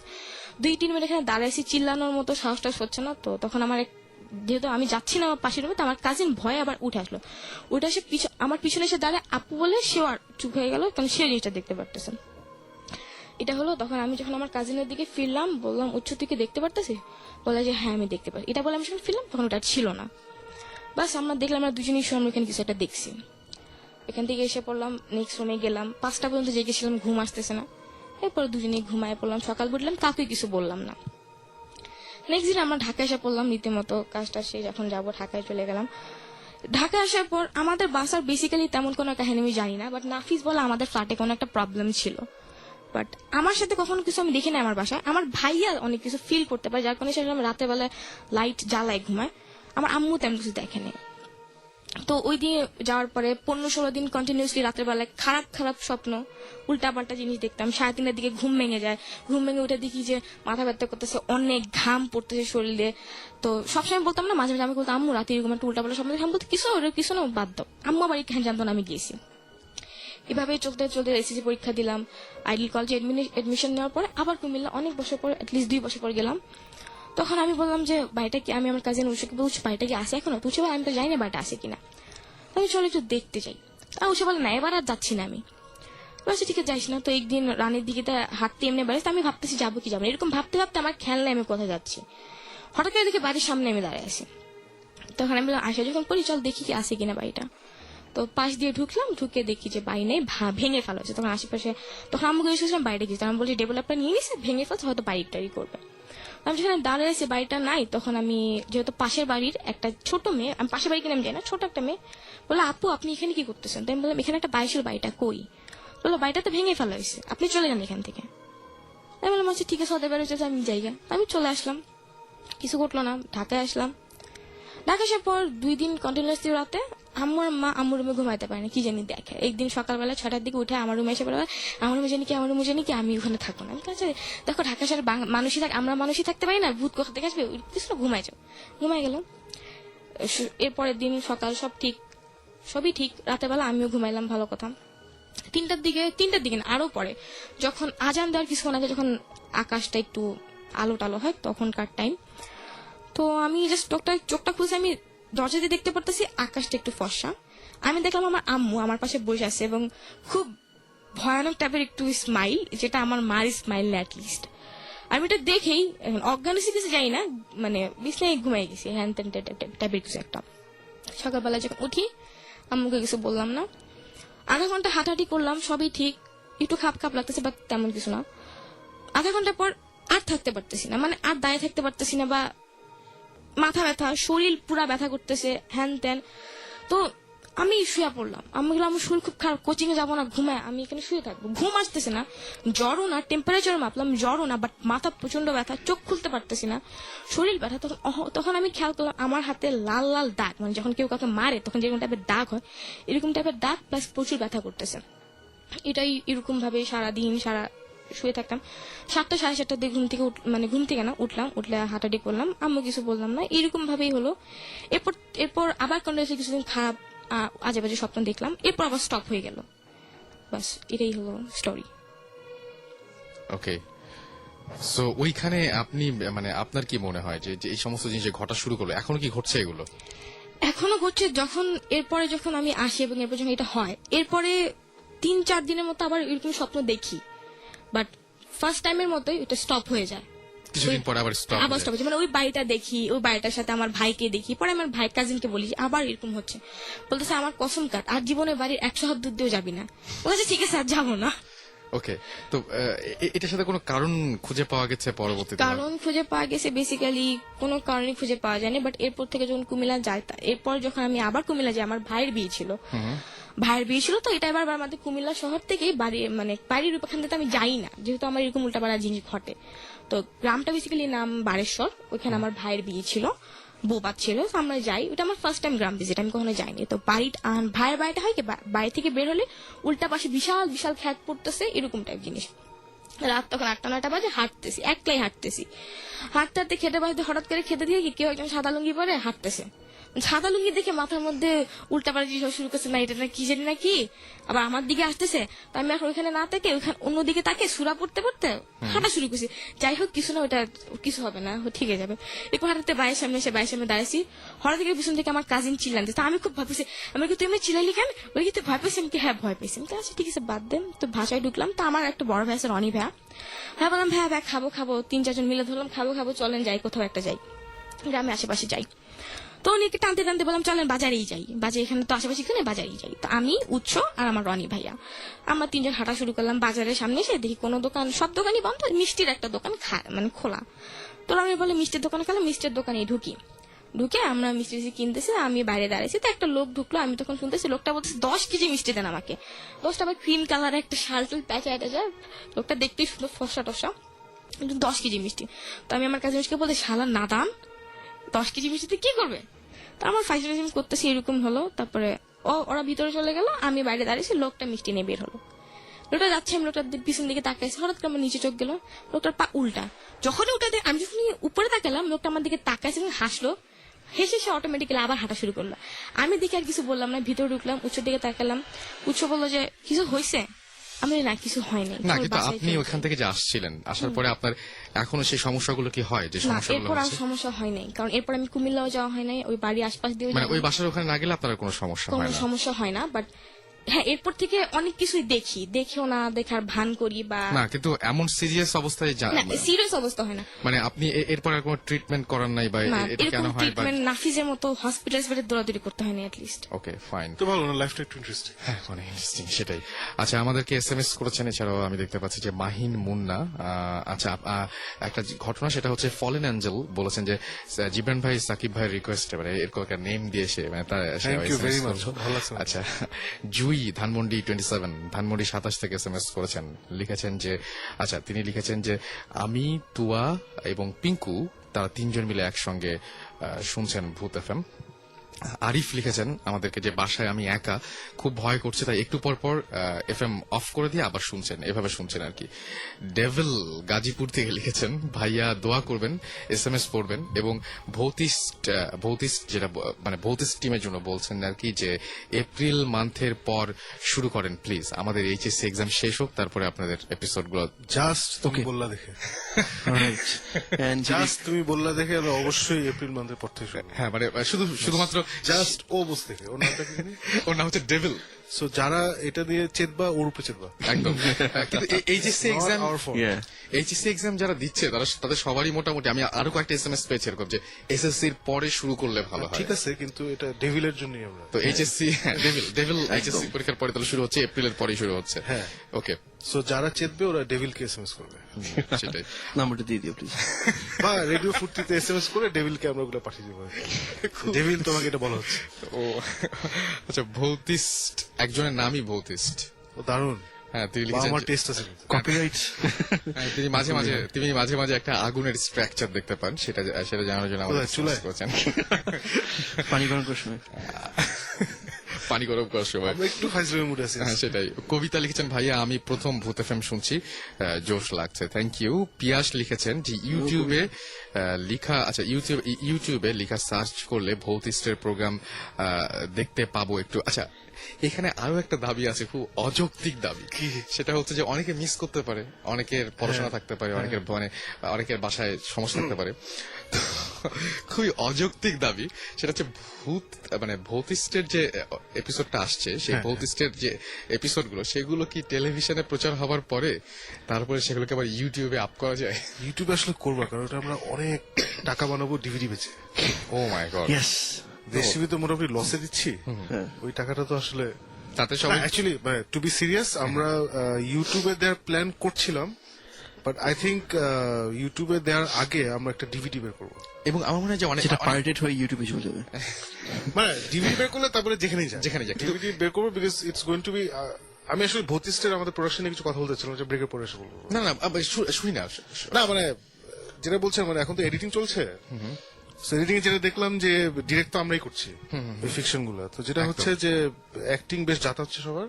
আচ্ছা মানে আমাদের না, অ্যাক্টরদের আচ্ছা আচ্ছা। মোটামুটি, মানে অ্যাক্টিংটা মোটামুটি হচ্ছে, বাট আমরা যে মোমেন্ট গুলো ক্রিয়েট করতে যাচ্ছিলাম আর কি, মানে আছে না দোজ মোমেন্টস, যেটা দেখে যে মানে ভূত এফএম এ যে সব মোমেন্ট শুনে ঘুমটা হয় না, তো ভিজুয়ালি মোমেন্ট ক্রিয়েট করার চেষ্টা করছি, ওগুলো আমরা পেরেছি আর কি। ও মানে এমন হয়েছে যে যারা ডাউনলোড দিচ্ছে, মানে যে স্টেপ গুলো ডাউনলোড দেয়, তো বসে আছে ডাউনলোড হচ্ছে, ওগুলা করি নাকি রাতে ঘুমাতে পারে না। সাবাস। আমি এটা শুনছি, আমার জীবন অনেক আগে বলছে যে দোস্ত এরকম যে ডাউনলোড দিচ্ছে ওনাকে রাতে ঘুমাতে পারে। আমি বলছি তোর পাম দিছে না, ঘুমাতে পারে না, জীবন খুশি 2 টাকা দিয়ে দিবে। আমি তো পাচ্ছি না, আচ্ছা ঠিক আছে whatever। আমি কালকে জিবরান গত 2 সপ্তাহ ধরে এখানে পাগলের মতো এডিট করতেছে। আচ্ছা, এই আমাদের ফ্রেন্ড আছে বাপ্পি, ওর বাসায়। So I went there yesterday to see, ও 2টা কাট রেডি করছে আমাদের 2টা এপিসোডের। আচ্ছা, আমি নিজে দেখে, আমি তো ছিলাম শর্টে, my god it looks scary, my মানে it looks pretty scary Russell. Congratulation. তোমার ঘুমাবে না, এটা আমি গ্যারান্টি দিচ্ছি। একদম খুবই ভালো তাহলে। এবং আমার মনে হয় যে এইভাবেই মানে একসাথে অনেক দূর যাওয়ার একটা পসিবিলিটি আছে। যে আর এপিসোড, সত্যি কথা বলতে কি, যে ডিভিডি হলে যেটা হয় যে অনেকেই হয়তো যারা মিস করবে বা যারা নিজেরা সংগ্রহে রাখতে চাইবে বেসিক্যালি, তারা হয়তো পরবর্তীতে সেটা নিজের কাছে ডিভিডি বের করে, এখন তো যে ফাইভ মিউজিক, লেজার ভিশন, অনেক জি সিরিজ, লট পিপল আর দেয়ার, সো অনেককে চিনি। সো ডিভিডি মাস্ট আর কি, মানে আমরা নিজেদের রেকর্ডের জন্য একটা উই ওয়ান্ট আ ডিভিডি। আর খুবই চিপ একটা জিনিস এখন। সেটাই। আচ্ছা, আমাদেরকে ওয়াসিফ এসএমএস করেছেন, এসএমএস করেছে স্পুক, এসএমএস করেছেন লাভার বয়, বলেছেন যে আমি ভূত এফএম এর প্রেমে পড়েছে, সেটা লিখেছেন তিনি আর কি। আর ভূত এফএম এর প্রেমে পড়েছেন। আচ্ছা ঠিক আছে। আচ্ছা, আন্ডারটেকার তিনি আমাদের এসএমএস করেছেন ডার্ক ডেথ। ও দারুণ, সব বের হচ্ছে আস্তে আস্তে। হ্যাঁ, মেয়েটা পছন্দ হচ্ছে। আচ্ছা আচ্ছা, তিনি হচ্ছে মানে বলছেন যে একটু আগে যে ঘটনাটা হলো, হ্যাঁ সেই ঘটনাটা তিনি প্রশংসা করেছেন, থ্যাংক ইউ। ভৌতিস্ট লিখেছেন যে আচ্ছা ভৌতিস্ট, হ্যাঁ ভৌতিস্ট, আরেকজন ভৌতিস্ট উনি। জিবরান না তো? জিবরান কেন থেকে শেষ করছে নাকি? নাম্বারটা দেখো তো। ভৌতিস্ট লিখেছে, আমার এসএমএস পড়া হয় না কেন? ওকে, আচ্ছা হাসান লিখেছেন। আচ্ছা হাসানেরও এসএমএস আছে এখানে। আচ্ছা, গ্ল্যাডিয়েটর এসএমএস করেছেন, জিঞ্জিরা থেকে অবশ্য, তার মানে বুঝতে পারছি গ্ল্যাডিয়েটর জিঞ্জিরার রিয়েল ভালো মিলেছে একদম। হ্যাঁ, তারপরে ঋতিকা, ওশেন, পূর্বা, সুচি, রিয়া, তারা সবাই এগ্রিকালচারাল ইউনিভার্সিটি থেকে এসএমএস করেছেন। তারা সবাই একসাথে ফ্রেন্ড আর রেগুলার ভূত এফএম শোনেন এবং এখনো শুনছেন, থ্যাংক ইউ। আর লিটন, তিনি খুলনা থেকে এসএমএস করেছেন। ভাই আমার এসএমএস পড়ুন পড়ুন পড়ুন। আমার মনে হয় যে খুলনার এসএমএস না পড়লেও সেই দায়টা জিবেন ভাইয়ের উপর যেতে পারে, এরকম হতে পারে। মিথ না, এটা বোধহয় অনেকে জানে না, আমি একটু বলে দিই। খুলনার লিসনাররা যারা শুনছেন, মাঝখানে টেকনিক্যাল ডিফিকাল্টিজ হয়েছিল, যে জন্য খুলনাতে ভূত এফএম আপনারা শুনতে পারেননি। এন্ড দেন একদিনের ছিল সেটা, একদিন প্রবলেম হয়েছিল। এন্ড দেন আই থিঙ্ক কি আমরা এসে বলেছিলাম যে ভূতিসের টেকনিক্যাল সবকিছু জিবরান দেখে। তারপর খুলনা থেকে আমরা প্রচুর এসএমএস পেয়েছিলাম যে জিবরান ভাইয়ের জন্য আমরা খুলনাতে শুনতে পারিনি, সেই জন্য এখন আমরা খুলনা থেকে কিছু এসএমএস পেলোটা নিয়ে যোগ করি। হ্যাঁ, এটাই আমরা একটা ব্রেকে যাই, ব্রেক থেকে ফিরে আসি। হ্যাঁ, ব্রেক থেকে ফিরে আসি এবং মাঝখানে একটা গান শুনবো, একটা গানের পরে আবার ফিরে আচ্ছা, আসি। এই একটা রিসেন্টলি একটা ওয়ার্ল্ড কাপ ক্রিকেটের অ্যালবাম বের হচ্ছে, যেখানে আর্টসের একটা গান আছে। আচ্ছা, আই ডোন্ট নো এটা কি, do you guys have it? আমাদের কাছে এই মুহূর্তে হয়তো এই মুহূর্তে হাতে ভূত মানে ভূত এফএমের অন্য রেডিও, অন্য সরি। সো আমরা আশা করি একটা অন্য গান শুনে আসি বড়। আচ্ছা, অন্য গান আচ্ছা, একটু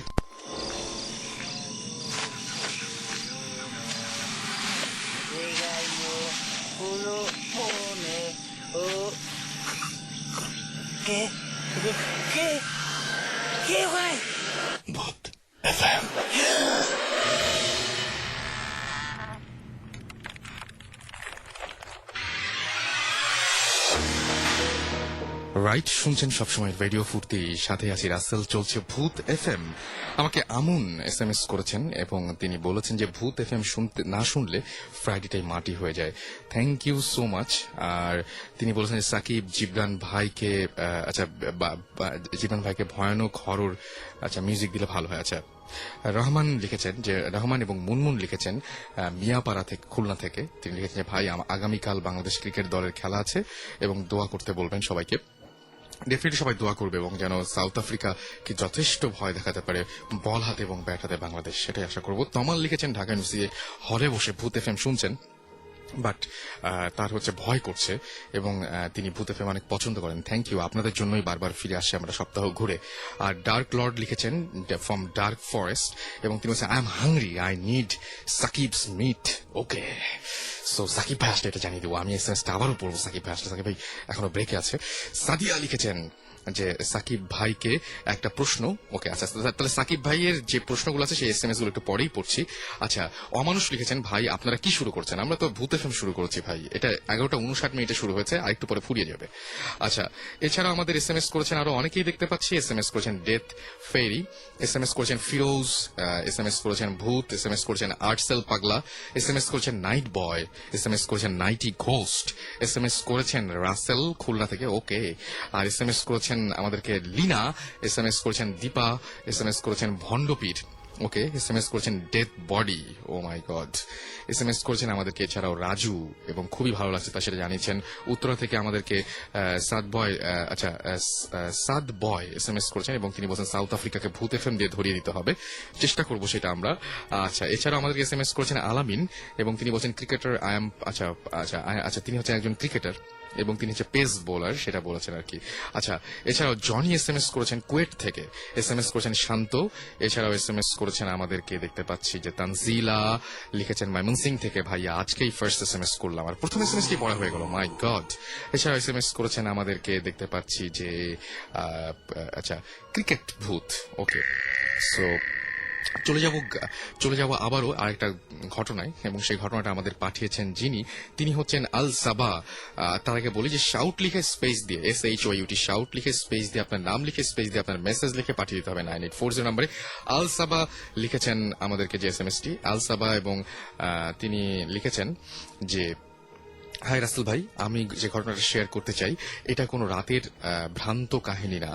আমি 3 মাস আগে আমার এয়ার ফাইনাল এক্সাম শেষে সায়েন্স অ্যান্ড টেকনোলজি ইউনিভার্সিটিতে তিনি পড়েন, এটা পটুয়াখালীতে, এবং তিনি বলছেন আমার কাজিন রোমান ভাইদের নাও হি ইজ উইথ মি, বাড়িতে বেড়াতে যান তিনি, এটা বাগেরহাট জেলাতে, এবং বেড়াতে যাওয়ার পরে তিনি আমার এক মামা আসবে বেড়াতে ঢাকা থেকে, সেই জন্যই তারা যান আর কি। তো আমাদের বাস স্ট্যান্ডে যেতে হবে, প্রচন্ড ঠান্ডা, বাট ফগ নাই, 6টা ভোর 6টা, আমরা স্ট্যান্ডে যাই, স্ট্যান্ড খুব একটা মানুষ নাই, স্বাভাবিক স্কাই, আচ্ছা তার একটু ক্লাউডি ছিল, এবং তিনি বলছেন যে আমরা রাস্তায় দাঁড়িয়ে আছি, খুব একটা গাড়ি নাই, এবং মামা যে বাসে আসবে সেটা আসছে না, মামার ফোন রিসিভ করছে না। কিছু সময় ওয়েট করার পর একটা বাস আসলো, এবং বাস থেকে 5-6 জন ভদ্রলোক নামলো, সবাই স্যুট পরে বসেছিল, এবং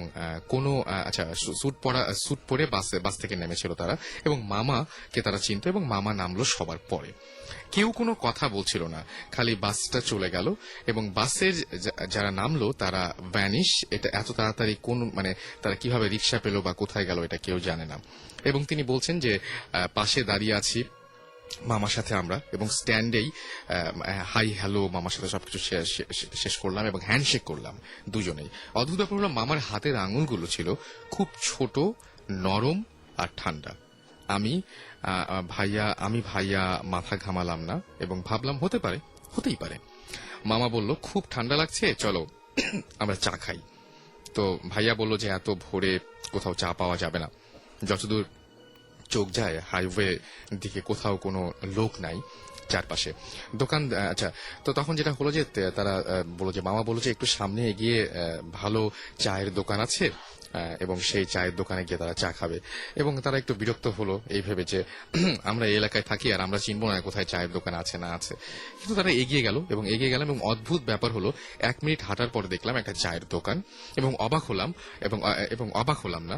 আমরা দোকানের সামনে গেলাম, দোকানদার ছিল 8-9 বছরের একটা বাচ্চা, এবং সেই চা বিক্রি করছিল, বাট আমরা অনেক জ্যাকেট মাফলার সবকিছু তারা পরেছিল, কিন্তু সেই বাচ্চা যেটা ছিল সেই বাচ্চার এক গাটা ছিল একদম খালি, এবং সে কিছুই পড়েছিল না। তো যেটা হলো সেটা হচ্ছে সে বলল যে আমাদেরকে চা দিল, এবং চায়ের কাপগুলো ছিল খুব ছোট, এবং মামাকে বড় একটা কাপে চা দেওয়া হলো, এবং আমরা কিছুতেই সেই ছোট কাপের চাটাও খেতে শুরু করলাম, বাট শেষ করতে পারছিলাম না, যেটা মামা খুব অল্প সময়ের মধ্যে শেষ করে ফেলেছিল। মামা বলল তোমরা সামনে এগো, আমি টাকা দিয়ে আসছি। তো আমরা তাই করলাম, ভাইয়াকে বললাম যে সবকিছু ঠিক আছে তো, ভাইয়া বলল ঠিক আছে। ভাইয়া আবার এসব বিশ্বাস করে না, যে কোনো ঘটনা একটা যুক্তি দাঁড় করিয়ে ফেলে।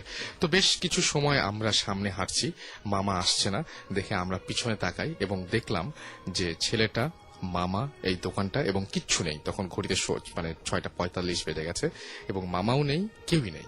তো মামাকে তখন তারা আবারও ফোন দিল যে মামা কোথায় গেল, মামা ফোন বন্ধ। তারপর বাসা থেকে ফোন দিল তাদেরকে, এবং বাসা থেকে ফোন দিয়ে বলছে আমার মামা এখনো মামা ফেরিঘাটই পার হননি। তাদের প্রশ্ন হচ্ছে যে মামা যদি মামা ফেরিঘাট নাই পার হন, তাহলে এই ভদ্রলোকটিকে তার সাথে তারা সেই মামার মতোই দেখতে, এবং সেই মামা এসে তাদেরকে চাও খাইয়ে গেছেন, এবং মুহূর্তের মধ্যে মামা উধাও হয়ে গেছেন, চায়ের দোকান টোকান সবকিছু উধাও হয়ে গেছে, এবং তারা ব্যাপারটা ডিসকভার করতে ট্রাই করেছেন, বাট পারলেন না। দুপুরে 1টা মামা একাই বাসায় এলেন এবং আমরা দেখলাম যে ভোরের আচ্ছা তিনি বললেন যে বাট ভোরের মামাটা ছিল অনেক লম্বা এবং এই মামাটা বেশ খাটো। এটা তখন খেয়াল করেনি, কিন্তু এখন দেখে মনে হচ্ছিল যে মামা তো লম্বা ছিলেন না। এইটুকুই পার্থক্য ছিল। যাই হোক, আমি পড়লাম, তবে লেখাটা একটু অস্পষ্ট ছিল, যার জন্য পড়তে একটু সমস্যা হলো, বাট আমার মনে হয় যে তারপরে ভালো ছিল। আচ্ছা সাকিব ভাই, দুটো আছে, দুটো ঘটনা আছে, দুটো SMS আছে। একটা হচ্ছে dark lord from dark forest, তিনি লিখেছেন I am hungry, I need Sakib's meat. Black forest cake, হ্যাঁ? ডার্ক ফরেস্ট, সাকিবের মিটটা কালে খেলার পরে খেলে বেটার হয় না, খেলতে পারবে না। Oh my God! আচ্ছা, সাদিয়া লিখেছেন যে সাকিব ভাইকে একটা প্রশ্ন করব। আপনারা কি শুধু ভূত অভিযানের মাধ্যমে আচ্ছা ভূত অভিযানের মধ্যেই সীমাবদ্ধ, নাকি যারা যাদেরকে ভূতে ধরে তাদেরকেও সবক টবক চিকিৎসা দেন? আমরা আসলে কাউকে কোনো চিকিৎসা দেই না, আমরা হচ্ছি ইনভেস্টিগেটর্স। আমরা সায়েন্টিফিক ইকুইপমেন্ট নিয়ে যেসব জায়গায় অ্যাপারেন্টলি হন্টেড অ্যাক্টিভিটিস হয় সেসব জায়গায় গিয়ে দেখি, যে রেকর্ড করার চেষ্টা করি অডিও ভিজুয়াল দিয়ে, যে কিছু হচ্ছে নাকি। যদি আমরা কিছু পাই তাহলে আমরা মনে করি যে এখানে কিছুটা আছে, যদি না পাই তাহলে বলি এখানে কিছু নাই। সেটাই। আমরা আসলে ওই we are not a substitute for পীর ফকির বা ওঝা, রাইট? ওটা সাবস্টিটিউট আমরা না। সেটাই। এবং অনেকে অনেক প্রবলেম নিয়ে বলেন যে সেই প্রবলেমটা যদি মিলে যায় বা কোথাও যদি এরকম হয় তাহলে হয়তো বলতে পারেন, বাট এরকম না যে সেটা বলাটাই কাজ। সুমন ভাই ইজ উনি মাঝে মধ্যে কিছু সলিউশন দিতে পারে, বাট উনি কখনোই বলবেন না হি ইজ অ্যান এক্সপার্ট। আচ্ছা, কারণ এগুলো আসলে মানুষের যখন সিরিয়াস, যদি কারো সিরিয়াস প্রবলেম থাকে, ওই রেসপন্সিবিলিটি আমরা আসলে নেওয়ার মতো আমাদের কোনো কোয়ালিফিকেশন নাই। এক্স্যাক্টলি। সুমন ভাই এমনি ওই মাঝে মধ্যে কেউ পার্সোনালি ওনার কাছে আসলে উনি হেল্প করার চেষ্টা করেন, বা এটা উইথ দ্য আন্ডারস্ট্যান্ডিং দ্যাট এটা হেল্প করতেও পারে, নাও করতে পারে। সেটাই। So, আমরা আসলে ওই লাইনে না, একদম। we're musicians, we're having fun. ওকে, সো আমাদের একজন গেস্ট আছে, তো আমরা সেই গেস্ট, আচ্ছা আমরা আসলে তার আগে I want to say something. Please. I want to hold a competition. কিরকম? সেটা কম্পিটিশনটা অনেক কিসের? নাম শুনলাম, dark forest, dark cake, sorry Black Forest, black forest, dark cake, আমি ডার্ক ফরেস্ট, ওকে, devil, Dark Lord. Dark Lord. অনেক কিন্তু বাংলাদেশি নাম কম পাচ্ছি, যেমন শাকচুন্নি, হ্যাঁ, বা এরকম এই ধরনের টাইপের নাম আসছে না। বেশ আসছে না, এই ধরনের নাম আসা উচিত। মামদুভূত। হ্যাঁ, মামদভূত। most creative name হ্যাঁ, gets a prize. Okay. From Gibran. হ্যাঁ, Okay, I was going to say give us Suman Bhai's album. Gibran একটা প্রাইজ দিবে সবচেয়ে ক্রিয়েটিভ, ও মাই গড, ভয়াবহ নামকে। ওকে। এটা কি অ্যানাউন্স করে দিব তাহলে? ফাইন, তাহলে আমার এত ভালো লাগছে যে ভ্যাম্পায়ার, ড্রাকুলা সবাই লিখছে দ্য মোস্ট ক্রিয়েটিভ নেম লাগে আমাদের কাছে। এটা কি মাসে একটা হবে নাকি সপ্তাহে হবে? 2 সপ্তাহে একটা। তাহলে যেদিন হচ্ছে ভৌতিস টিম আমাদের সঙ্গে থাকবে সেদিন আপনার এরকম নাম নিয়ে ট্রাই করতে পারেন, বা না থাকলেও চলবে, নামগুলো আমরা প্রোগ্রাম শেষে ডিসিশন দিয়ে দিব। হ্যাঁ, যেমন এখনই আসলো একজন ব্রেইনডেড, ব্রেইনডেড, এবং পেতনি চলে আসছে। পেতনি, হ্যাঁ, পেতনি, এবং আচ্ছা, খালি পেতনি হলে আবার একটু বাজে লাগে, ধর পার্পল পেতনি হলে ভালো। সেটাই, যেমন হচ্ছে গে পেতনি না, ইংলিশে একজন লিখেছেন, যেমন হচ্ছে ডার্টি ডেথ। এইটা হচ্ছে ক্রিয়েটিভিটি। হ্যাঁ, ডার্টি ডেথ। হ্যাঁ, তারপরে ভূত মিনিস্টার, এটাও সুন্দর হয়েছে, ভূত মিনিস্টার। হ্যাঁ, ভূত মিনিস্টার। আচ্ছা, আর কি বলে, নাজমা বলেছেন জিবরান ভাই আপনি একটু ফাজলামি করুন, মানে সিমিজ জীবন কথা বলবে, তাই তো? হ্যালো। আচ্ছা, ওকে। যাই হোক, তো আমরা তো একটা অ্যানাউন্সমেন্ট দিয়ে দিলাম, সুতরাং আপনারা ইচ্ছা করলে বাংলা নাম দিয়ে বা ইংলিশ নাম দিয়ে, ইংলিশ বা বাংলা বা ফ্রেঞ্চ বা যে কোনো নাম দিয়ে আপনারা ইচ্ছা করলে আপনাদের ডিজিটাল ভূতে যে একজন পাঠিয়েছেন, তো যেই নামটা বেস্ট হবে সেই নামটাতে আমরা জিবরান ভাই তাকে হচ্ছে পুরস্কৃত করবে। আমরা এখনই একটা ঘোষণা দিতে পারি, আজকে যেহেতু অলরেডি 1:30টার উপরে বাজে। I think Gibran Dirty Death wins today, তাই না? ওকে, হ্যাঁ, Dirty Death কিন্তু Dirty Death আমার ইচ্ছা করছে একটা ব্যান্ড খুলে ফেলতে। Dirty Death আর হ্যাঁ ভূত মিনিস্টার, হ্যাঁ, আমরা দুজনকেই প্রাইজ দিই। হ্যাঁ, সেটা হতে পারে। প্রাইসটা হচ্ছে যে জিবরান, সাকিব, ডোন্ট। আচ্ছা, জিবরান ওদের আব্বাকে হ্যালো বলবে এখন, বলো হ্যালো ড্যাডি। হ্যাঁ, এটাই প্রাইস। ওকে, আরেকবার বলো, দুজন ছিল তো। Hello daddy. তোর তো আঙ্কেল হয়। Hello uncle. আসসালামু আলাইকুম দে। আমার মতো করে দিই। আসসালামু আলাইকুম, hope you're having a good time, your son is up. এত রাত্রে ভূত এফএম শুটছে, কাল যদি এক্সাম থাকে, সরি।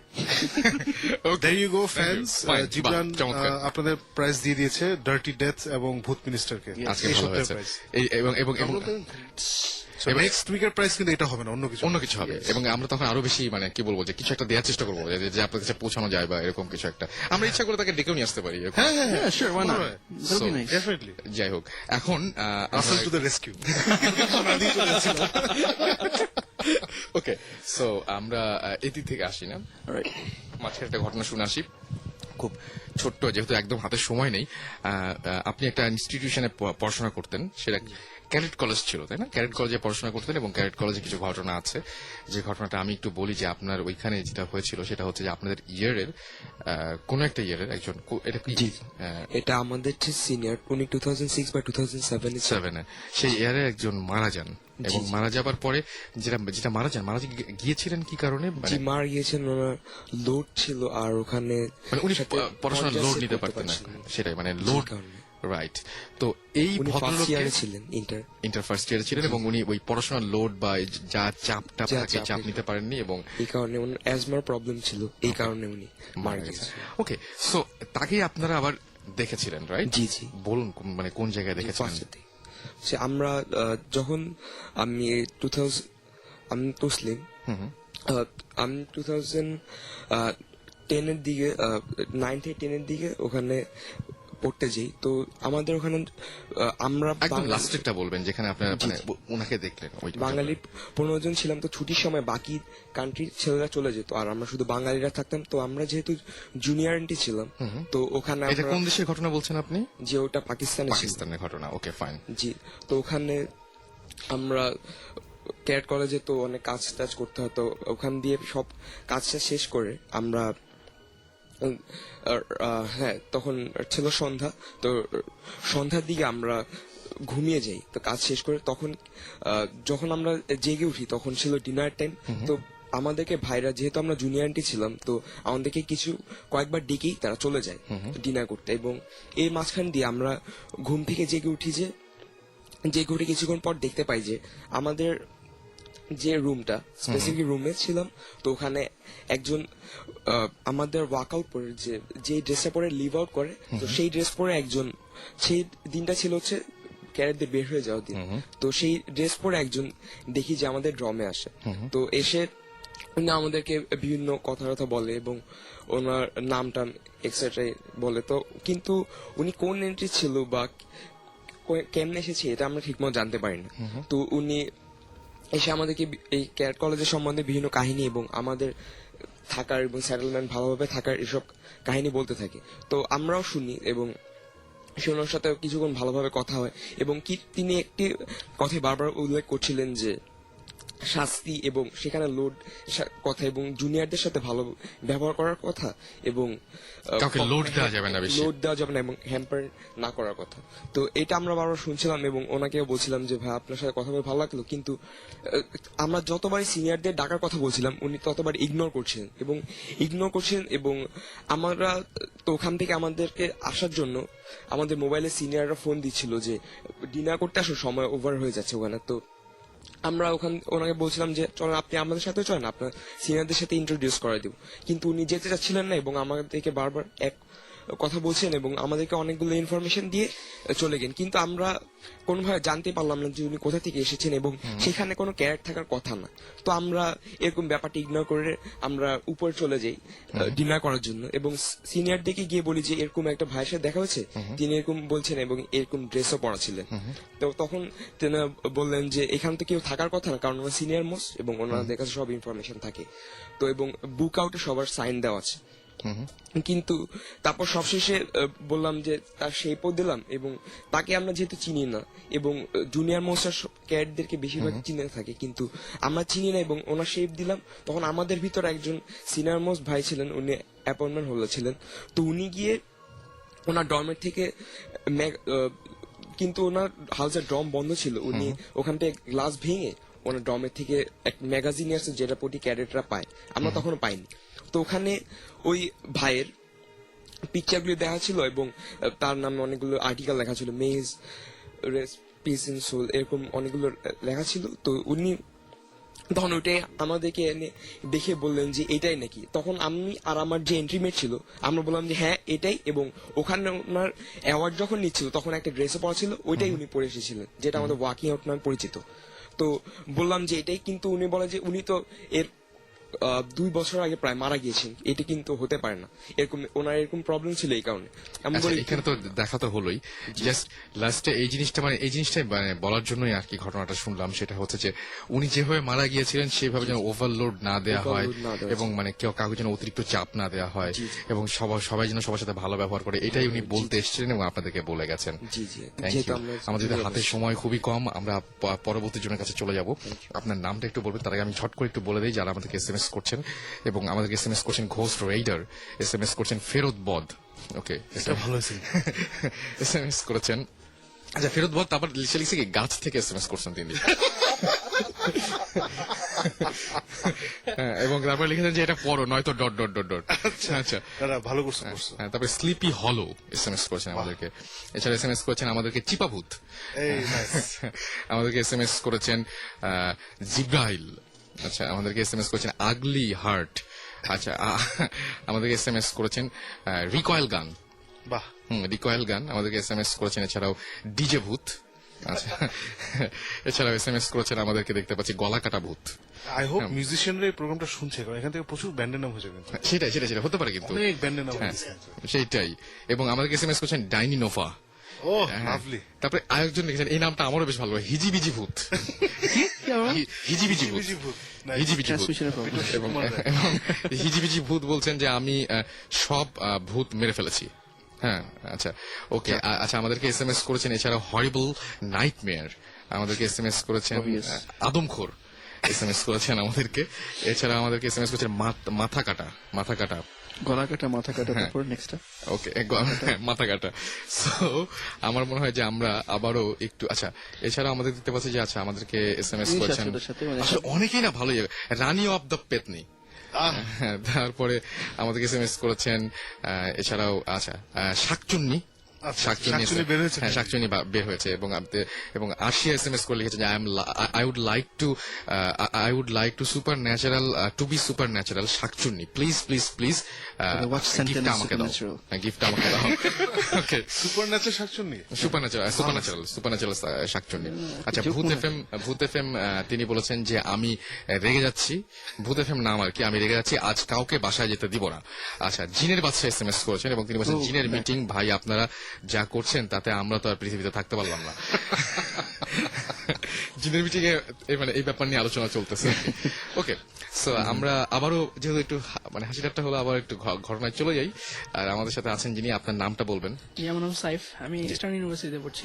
ওকে, আমার ঘটনাটা হচ্ছে 2009 জানুয়ারির দিকে, তখন খুব শীত। ইউনিভার্সিটিতে মানে স্প্রিং যে সেমিস্টারটা, মানে ফল সেমিস্টার, স্প্রিং সেমিস্টারটা শুরুর আগে যে ভ্যাকেশন, ওই ভ্যাকেশনে আমি গ্রামের বাড়ি গেছিলাম। আর আমার বাবা মা বছরে 6 মাসে হচ্ছে গ্রামের বাড়িতে থাকে আর কি। তো ওই অকেশনে আমি গ্রামের বাড়ি ঘুরতে গিয়েছিলাম। তো আনফর্চুনেটলি কোনো একটা কারণে আমাদের পৌঁছাতে দেরি হয়, রাত হয়। তো আমাদের মানে মেইন গ্রামের বাড়ি পৌঁছাতে হলে নদী পার হয়ে তারপর হচ্ছে আমাদের গ্রামে প্রায় 5 মাইল রাস্তা যেতে হয়। আর 8টার পরে সবাই ঘুমিয়ে যায়, দোকানপাট বন্ধ হয়ে যায়, তো কোনো রিক্সা পাওয়া যায় না, হেঁটে যেতে হয়। তো পৌঁছাতে অলরেডি 9টা বেজে গেছে। তো আমি বাস থেকে নেমে চিন্তা করলাম কি করবো, আমার ফুপুর বাড়ি এখান থেকে একটু কাছে ছিল, রিক্সা ভাড়া হচ্ছে 10 টাকা বা এরকম। তো ওইখান থেকে আমি আমার ফুপুর বাড়ি যাই। 9টা বাজে, যেহেতু সবাই ঘুমিয়ে গিয়েছিল। তো খাবার দাবার নেওয়ার পরে আমার ফুফাতো ভাই যে ছিল জাকির ভাই, উনি আমাকে একটা টর্চ লাইট দিল, যে আমাদের এখানে তো অনেক লোডশেডিং হয় গ্রাম দেশে। লোডশেডিং হওয়ার কারণে উনি আমাকে লাইটে দিয়ে বলে তুমি শুয়ে পড়ো, আর রাত্রে যদি কোনো বাথরুম যাওয়ার প্রয়োজন পড়ে তুমি অবশ্যই আমাকে কল করবা। তো ঠিক 2টা বা 2:30টার দিকে আনুমানিক হঠাৎ আমার ঘুম ভেঙে গেল। দেখলাম যে আমার ভাইয়া শীতের ভিতরে খালি গায়ে দরজা খুলে উঠানের দিকে চলে গেল। আর উঠানের ঠিক মানে ডান পাশে হচ্ছে গোসলখানা, পাশে চাপকল একটা আর কি। তো আমি যখন দেখলাম যে ভাইয়া উঠলো, ভাইয়া স্মোকিং করতো, আমারও এরকম মানে মাঝে মাঝে করার অভ্যাস আছে। তো যে কারণে আমিও চিন্তা করলাম যে ভাই যদি স্মোকিং করে, জীবন ভাই আস্তে করে বলছে মিথ্যা কথা, মিথ্যা নাকি? না, মিথ্যা না, মানে মাঝে মাঝে ওকে, সব সময় না। তো ভাইয়া যখন মাঝে মাঝে তো স্টোরি নষ্ট না। তো যখন মানে ভাইয়া বের হলো রাত্রে গোসল করার শব্দ আসছিল, কল চাপার শব্দ, গোসল করার শব্দ আসছিল। তো হঠাৎ করে আমি যখন পানি খেলাম, টর্চ লাইটটা নিয়ে চিন্তা করলাম যে ভাই যদি গোসল করে বের হয় তো আমি ভাইয়ের সাথে স্মোকিং করবো বা এই ধরনের কথাবার্তা তখন বলবো। কয়টা বাজে? তখন আনুমানিক 2:30 বাজে। রাত্রে? হ্যাঁ, রাত। আর শীতের রাত, কুয়াশা পড়েছে অনেক। তো গোসল করার অনেকক্ষণ পরে দেখলাম বাথরুমে কোনো শব্দ নেই, কোনো সাউন্ড নেই। হঠাৎ করে আমি টর্চ লাইটটা জ্বালালাম যে ভাইয়া গোসল করলে তো হয়তো বাথরুম দিয়ে বের হবে, কিন্তু বাথরুম দিয়ে বের হচ্ছে না। তারপর অনেকক্ষণ পরে দেখলাম যে বাথরুমের দরজা খোলা, এবং মানে সবচেয়ে ইন্টারেস্টিং একটা ব্যাপার হচ্ছে এটাই যে বাথরুমটা শুকনা ছিল। কোনো মানুষ যে যদি 5-6 ঘন্টা বাথরুমে না যায়, পুরো বাথরুম শুকনা থাকে, এরকম শুকনাই ছিল, কোনো ইয়ে ছিল না। হঠাৎ করে আমি যখন ওইখান থেকে মানে একটু ভয় লাগার ব্যাপার, কারণ এইসব ধরনের মানে জিনিসটা কখনো লাইফে ফেস করিনি, একদম প্রথম ছিল ব্যাপারটা। তো যখন ঘুরলাম একটু পিছনে দেখলাম যে আমাদের যে বাড়িটা হচ্ছে 1 বিঘা জায়গার উপর একটা বাড়ি, সামনে হচ্ছে অনেক গাছপালা, মাঝখানে বাড়ির পিছনে একটা পুকুর। তো উঠানের একটু পশ্চিম সাইডে দেখলাম যে ভাইয়া দাঁড়া আছে, চুল ভিজা, খালি গায়ে দাঁড়া আছে শীতের ভিতরে। তো আমি বললাম ভাই আপনি কি ম্যাড হয়ে গেছেন নাকি, আপনি এই খালি শীতের ভিতরে খালি গায়ে দাঁড়া আছেন? উনি কোনো কথা বলতেছে না। আমি প্রায় 4-5 বার ভাই ভাই করে ডাকার পরে একটা মোটা একটা ভারী কণ্ঠ আর কি, ভারী কণ্ঠে আমাকে বলতেছে যে এখানে কি করে, ভিতরে যা। বললাম যে ভাইয়া আমি ভিতরে যাবো, আপনি কি করবেন রাত্রে খালি গায়ে, আপনার তো ঠান্ডা লেগে যাবে বা অসুস্থ হয়ে যাবেন, বেশি কথা বলিস না, ভিতরে যা, আমি আসবো না। তো এই কথা বলার পরে আমি যখন ঘরে মানে ঢুকবো, দরজা লাগানোর সময়, যখন দরজাটা খোলা ছিল আর কি, তো দরজাটা লাগানোর সময় একটা হিজল গাছ আছে আমাদের, ওই যে বললাম যে সামনে অনেকগুলো গাছ আছে, তো উঠানের সামনে একটা হিজল গাছ আছে। হিজল গাছের উপরে দেখলাম যে কুয়াশার কারণে স্পষ্ট ছিল, দেখা যাচ্ছিল না আসলে জিনিসটা কি। পরে দেখতে পেলাম যে সাদা শাড়ি পরা এরকম সামথিং আর কি একটা, এরকম আমার দিকে ফেস করে তাকিয়ে আছে। তো আমি এসব জিনিস যখন কখনো মানে ফেস করিনি, চেহারাটা স্পষ্ট ছিল কুয়াশার কারণে। তো এই জিনিসটা দেখার পরে খুবই ভয় পেয়েছি। ভয় পাওয়ার পরে দরজা লাগে আমি সরাসরি ফুপুর রুমে চলে যাই এবং ফুপুকে ঘটনাটা বলি, এবং তখন মানে প্রায় সেন্সলেস হয়ে যাওয়ার মতো অবস্থা। পরের দিন সকালবেলা পাশেই মসজিদ ছিল, মসজিদে ইমাম সাহেবকে আনা হলো। ইমাম সাহেব আমাকে জিজ্ঞাসা করলো ঘটনাটা, এবং উনি জানি কি করলো একটা ধ্যানের মতো। তারপরে উনি বললো যে এটা বাড়িতে অনেক আগে থেকে ছিল এবং এখনো থাকে, এটা কারো কোনো ক্ষতি করে না, তবে আননোন কোনো মানে মেম্বার আসলে বা মেহমান আসলে একটু জ্বালাতন করার চিন্তা ভাবনা করে। আর মেনলি ব্যাপারটা হচ্ছে আমার ফুপুরে যে বাড়িটা কিনেছে, এটা কিনেছে 3 বছর আগে একটা হিন্দু লোকের কাছ থেকে। 1 বিঘা জমি উনি মাত্র 40,000 টাকা বিক্রি করে ইন্ডিয়া চলে গেছে আর কি। তো এটাই ছিল আর কি। So, তোমার ভাই কই ছিল তাহলে আসলে? আমার ভাইকে পরের দিন সকালবেলা জিজ্ঞেস করলাম, ভাই তাঙ্কি তখন ঘুমিয়েছিল, এবং ভাইকে জিজ্ঞেস করলাম, ভাই বলো এর তো কোনো কারণই হয় না, কারণ অহৈতুক কারণ আমি রাত্রেবেলা শীতের ভিতরে খালি ভাই গায়ে কি গোসল- অন্য রুমে ছিল? হ্যাঁ ভাই অন্য রুমে ছিল। আচ্ছা আচ্ছা আচ্ছা।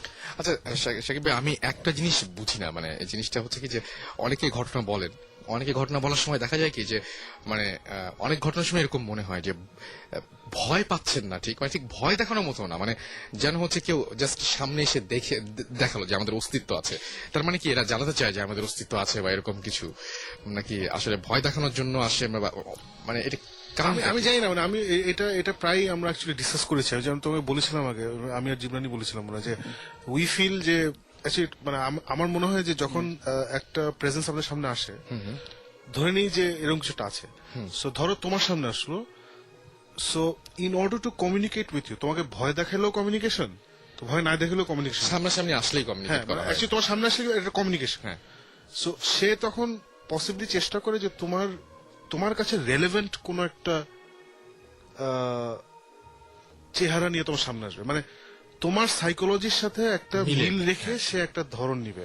আচ্ছা, এটা আমার একটা থিওরি, এটা কোনো মানে কোনো মতেই প্রুফ করার আমার কোনো সম্ভব না। But I think this is Y, for example আমরা বলি না যে অনেক সময় অনেক কিছু দেখে, ও একটা লোক দাঁড়িয়েছে, অমুক দাঁড়িয়েছে, তোমাদের আমরা ওখানে গিয়ে আমরা কিছুই পাই না, কিন্তু আমরা হয়তো গিয়ে পাই যে পোল্টারগাইস্ট অ্যাক্টিভিটি, যে দরজা খুলে গেল, জানলা খুলে গেল। এখন আমার বাসা শুরু হয়েছে, আই ডোন্ট নো হোয়াই। আচ্ছা, আমার বাসা এখন শুরু হয়েছে। আমার খুব মজার একটা ঘটনা আছে, সেটা হচ্ছে কি যে আমার মানে প্রায় 6-7 মাস পরে আমি একটা কালকে, এবং হ্যাঁ তোমার বাসা তো অনেক দিন কিছু হয় না, খুব কিছু কিছু হয় না, এবং খুবই মজার জিনিস, এবং ব্যাপারটা খুব সিনেম্যাটিক ব্যাপারটা। সেটা হচ্ছে যে আমার ঘরের ব্যাপারটা হচ্ছে যে এই পর্দাটা সরিয়ে দিলে দরজাটা দেখা যায়, আবার পর্দা টেনে দিলে দরজাটা দেখা যায় না। তো পর্দাটা সরিয়ে দিয়েছি, পর্দা সরিয়ে দিলে তখন আবার দেখা যায় যে এদিকে জানালাটা বন্ধ হয়ে যায়। আমার চোখের সামনে আমি একদম স্টিল, এখন আমার মানে চোখে ভাসছে এটা, আমার কেমন যেন একটু অস্বস্তি লাগছিল, এবং একটু পরে আমি ফট করে খেয়াল করলাম যে জাস্ট ছিটকানিটা একদম আমার চোখের সামনে পট করে একটা শব্দ করে নেমে গেল। মানে একা খুলে গেল সিট স্ক্রিনটা একদম। আমি সঙ্গে সঙ্গে আবার দৌড়িয়ে গিয়ে লাগালাম, লাগিয়ে আবার ট্রাই করলাম যে কোনোভাবে ধাক্কা দিলে বা অন্য কোনোভাবে খোলে কিনা, না খোলেনি। এবং আমি ভাবলাম কি আছে, তার মানে লাগানোর সময় কোনো গন্ডগোল ছিল, ভালো করে লাগাই দিছি। এবং পরের দিন সকালবেলা যখন আবার ঘুম থেকে উঠেছি তখন আবার দেখছি চিটকাইটা ভাবে খুলছে, এবং মানে বাতাসে দরজাটা ধাক্কা, মানে ধাক্কাতে যে শব্দটা হয়েছে সেই শব্দেই আমি আসলে ঘুম ভেঙে জেগে উঠছি। খুবই অদ্ভুত ব্যাপার, খুবই অদ্ভুত ব্যাপার। Finally, they're back. না, আমার ফাইনালি কালকে হয়েছে আমার বাসায়, জীবনে হয়নি। আমি আমার বাসায় আছি প্রায় 6 years. I've been here. এটা নতুন বাসায়, আমার আব্বা ফ্ল্যাট কিনেছিল 6 বছর আগে। সো হ্যাঁ, রাত 1:30 বাজে, হোয়াট এভার 1:30 বাজে, তো আমি ইউজুয়ালি রাতের বেলা টিভি অন থাকে, প্লাস আমি কমিক পড়ি বা লেখালেখি করি, সব করি, এরকম করছি। তো আমার রুমেই টয়লেট আছে, সো টয়লেটের দরজাটা ভিড়ানো থাকে, লাগানো থাকে। আচ্ছা, ভিড়ানো ছিল। And 6 years I've been there. This has never happened. মানে আমার এসি সবসময় চলে, ফ্যান চলছে, মানে এটা হলো অনেকবারই হওয়ার কথা। এক্স্যাক্টলি। পুরো হরর মুভি স্টাইলে ক্যাচ করে ভিড়ানোই ছিল, ভিড়ানো থেকে ক্যাচ করে আওয়াজ করে খুলে গেল। ওই আওয়াজ আমি শুনি, হয়তো খেয়াল করি না, খুলি যখন তখন তো ধুম করে খুলে ঢুকে। আর নিজের রুমে টয়লেট, তো I don't even close the ডোর, কারণ আমার দরজা মানে রুমের দরজা লাগানো থাকে। রাইট।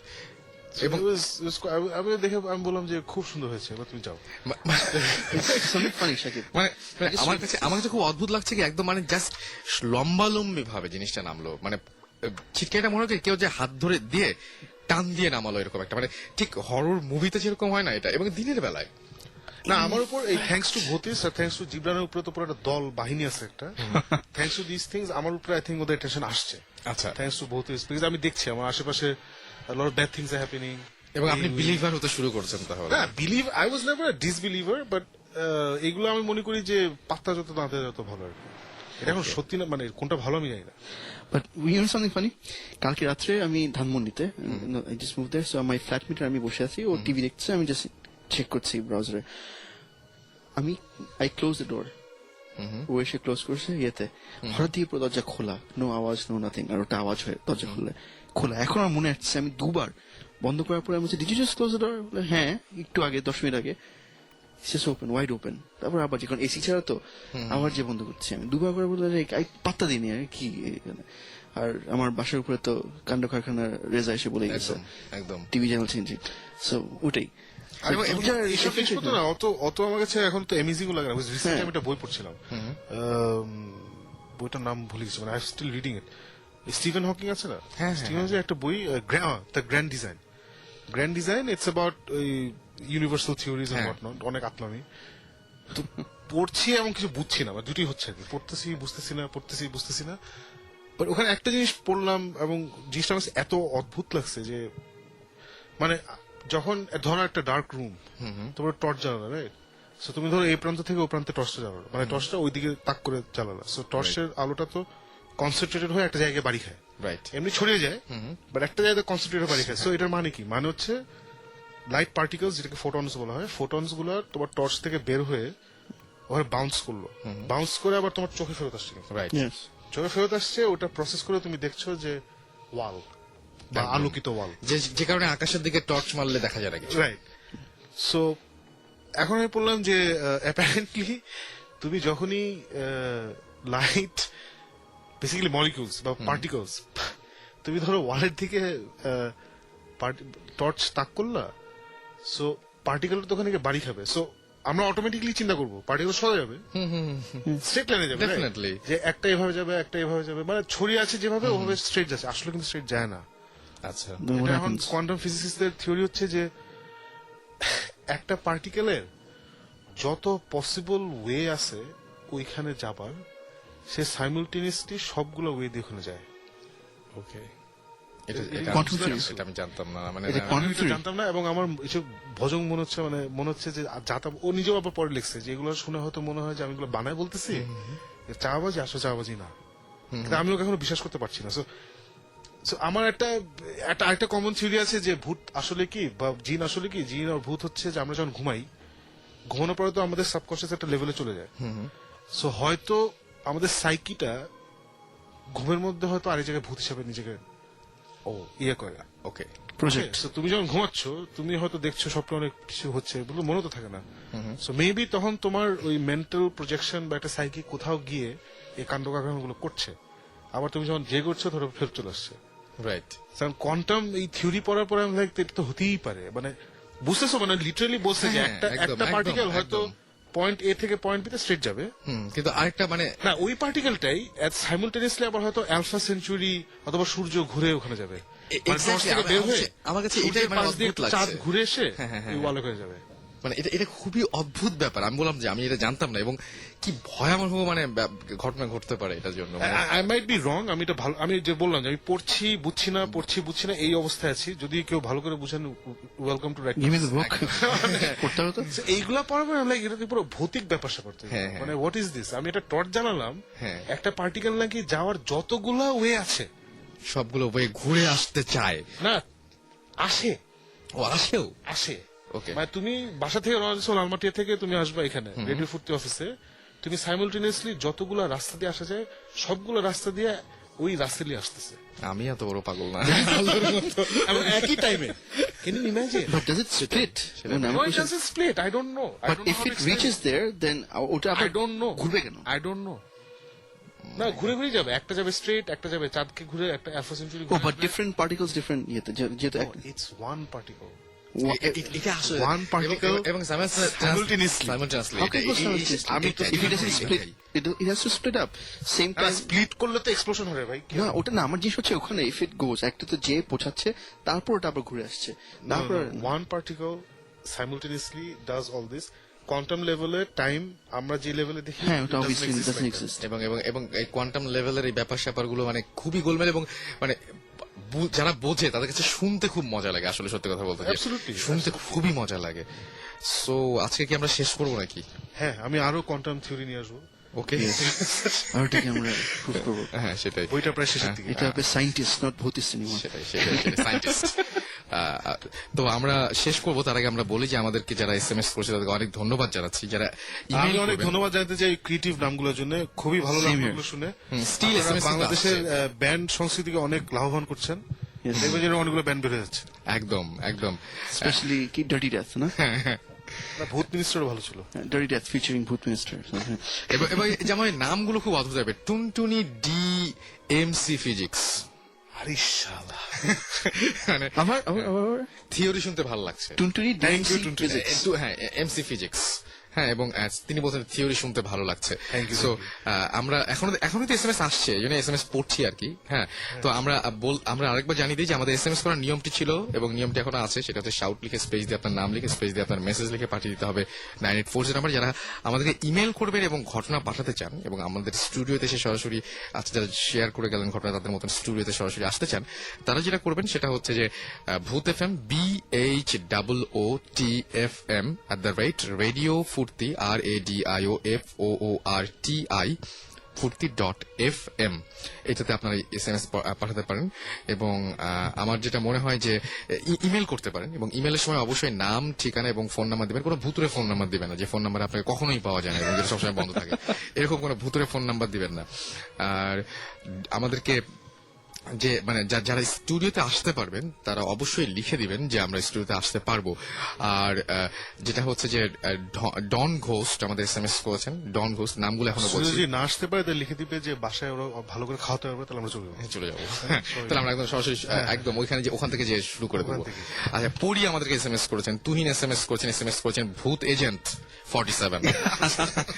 I like that. হ্যাঁ, ভূত এজেন্ট 47 মানে খুবই ভালো লেগেছে। ভূত বাবা আছে, ভূত সুমন ভাই শুনে একটু ইয়ে হবে, নড়ে চড়ে উঠবে। আচ্ছা, কাঙাল জিন, নাইস, কাঙাল জিন। তারপর সে মরহুম ভূত, তারপরে ভূতের আব্বু, তারপরে অর্থহীন নেহাল, তারপরে আমাদেরকে এসএমএস করেছেন ভূতের গডফাদার, হ্যাঁ, তারপরে জ্যাকল।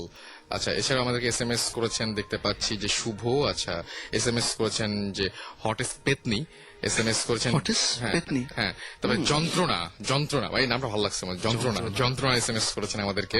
তাছাড়াও আমাদেরকে এসএমএস করেছেন যে ব্ল্যাক হোল এসএমএস করেছেন।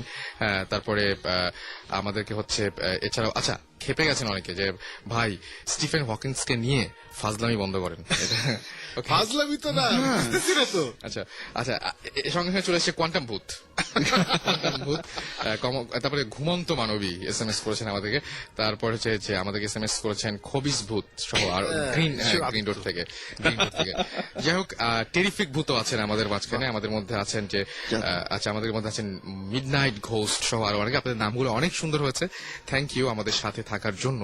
এবং আমরা মানে যে নামগুলো সিলেক্টেড হয়েছে তারা তো মানে এরপর থেকে এরকম ভাবে পুরস্কৃত হবেন এবং আশা করছি যে আমরা আবারও ফিরে আসবো আগামী শুক্রবারে। সেই পর্যন্ত যারা এতক্ষণ প্লিজ না একটা গান I want to play. কোন গানটা আচ্ছা আমরা শুনি? There is this friend of mine, Tamim.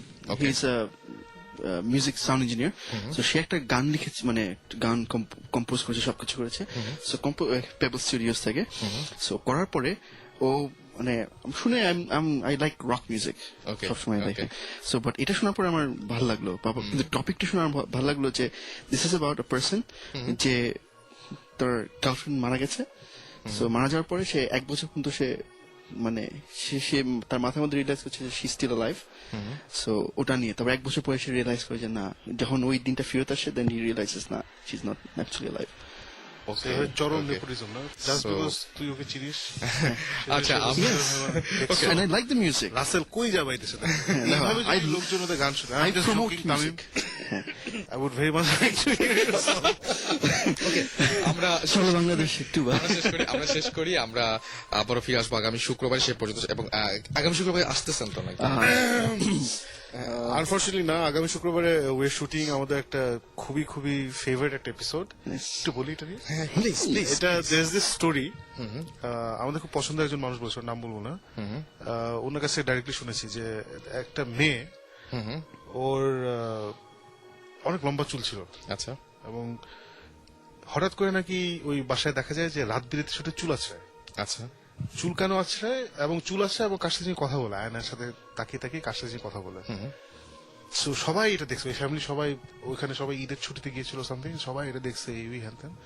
পরে বের হয় যে ওখানে কি জিন বিয়ে করছে। আচ্ছা। গ্রামগঞ্জে শোনা যায়, এটা অনেক জায়গায় শোনা যায়। হ্যাঁ, এটা খুবই কমন একটা স্টোরি। সো এই স্টোরিটাকে নিয়ে আমরা একটা উইভ মেড আ নাটক। ওখানে গিয়ে আমরা ইনভেস্টিগেট করেছি, ওখানে অনেক কিছু হয়েছে। তার মানে নিশ্চয়ই এর মধ্যে আপনারা মানে বিশ্বাস করার মতো অনেক কিছু খুঁজে পেয়েছেন। সো ওখানে in fact this is one of the few places যেখানে আমরা আমাদের ফিমেল ইনভেস্টিগেটর নিয়ে গেছি, কারণ আমরা ওখানে ছেলেরা গিয়ে একবার ফিল করছি। আচ্ছা। Nothing happened. তারপরে we took our female investigator, so তখন সাম থিংস হ্যাপেন। আচ্ছা। তো হয়তো সেগুলা মানে বেসিক্যালি আমরা শুট করছি নেক্সট উইকেন্ডে ওই ফিকশন পার্টটা। ফাইন। এরপরের উইকেন্ডে ইনশাআল্লাহ will share some stories about তাহলে তো মানে আমরা নেক্সট ফ্রাইডেতে না পেলেও তারপরের ফ্রাইডের জন্য একদম অধীর ভাবে থাকবো আগ্রহে। যে ব্যাপারটা একটা কিছু সমাধান হতে যাচ্ছে আর কি। সো আমরা শেষ করছি আজকে, আর শেষ করার আগে জানিয়ে দিই যে একটা খুব ভালো নাম ছিল, সেটা হচ্ছে আমি বলবো যে শাকিব ভাইয়ের খুব ভালো লাগবে, সেটা হচ্ছে মেটাল ভূত।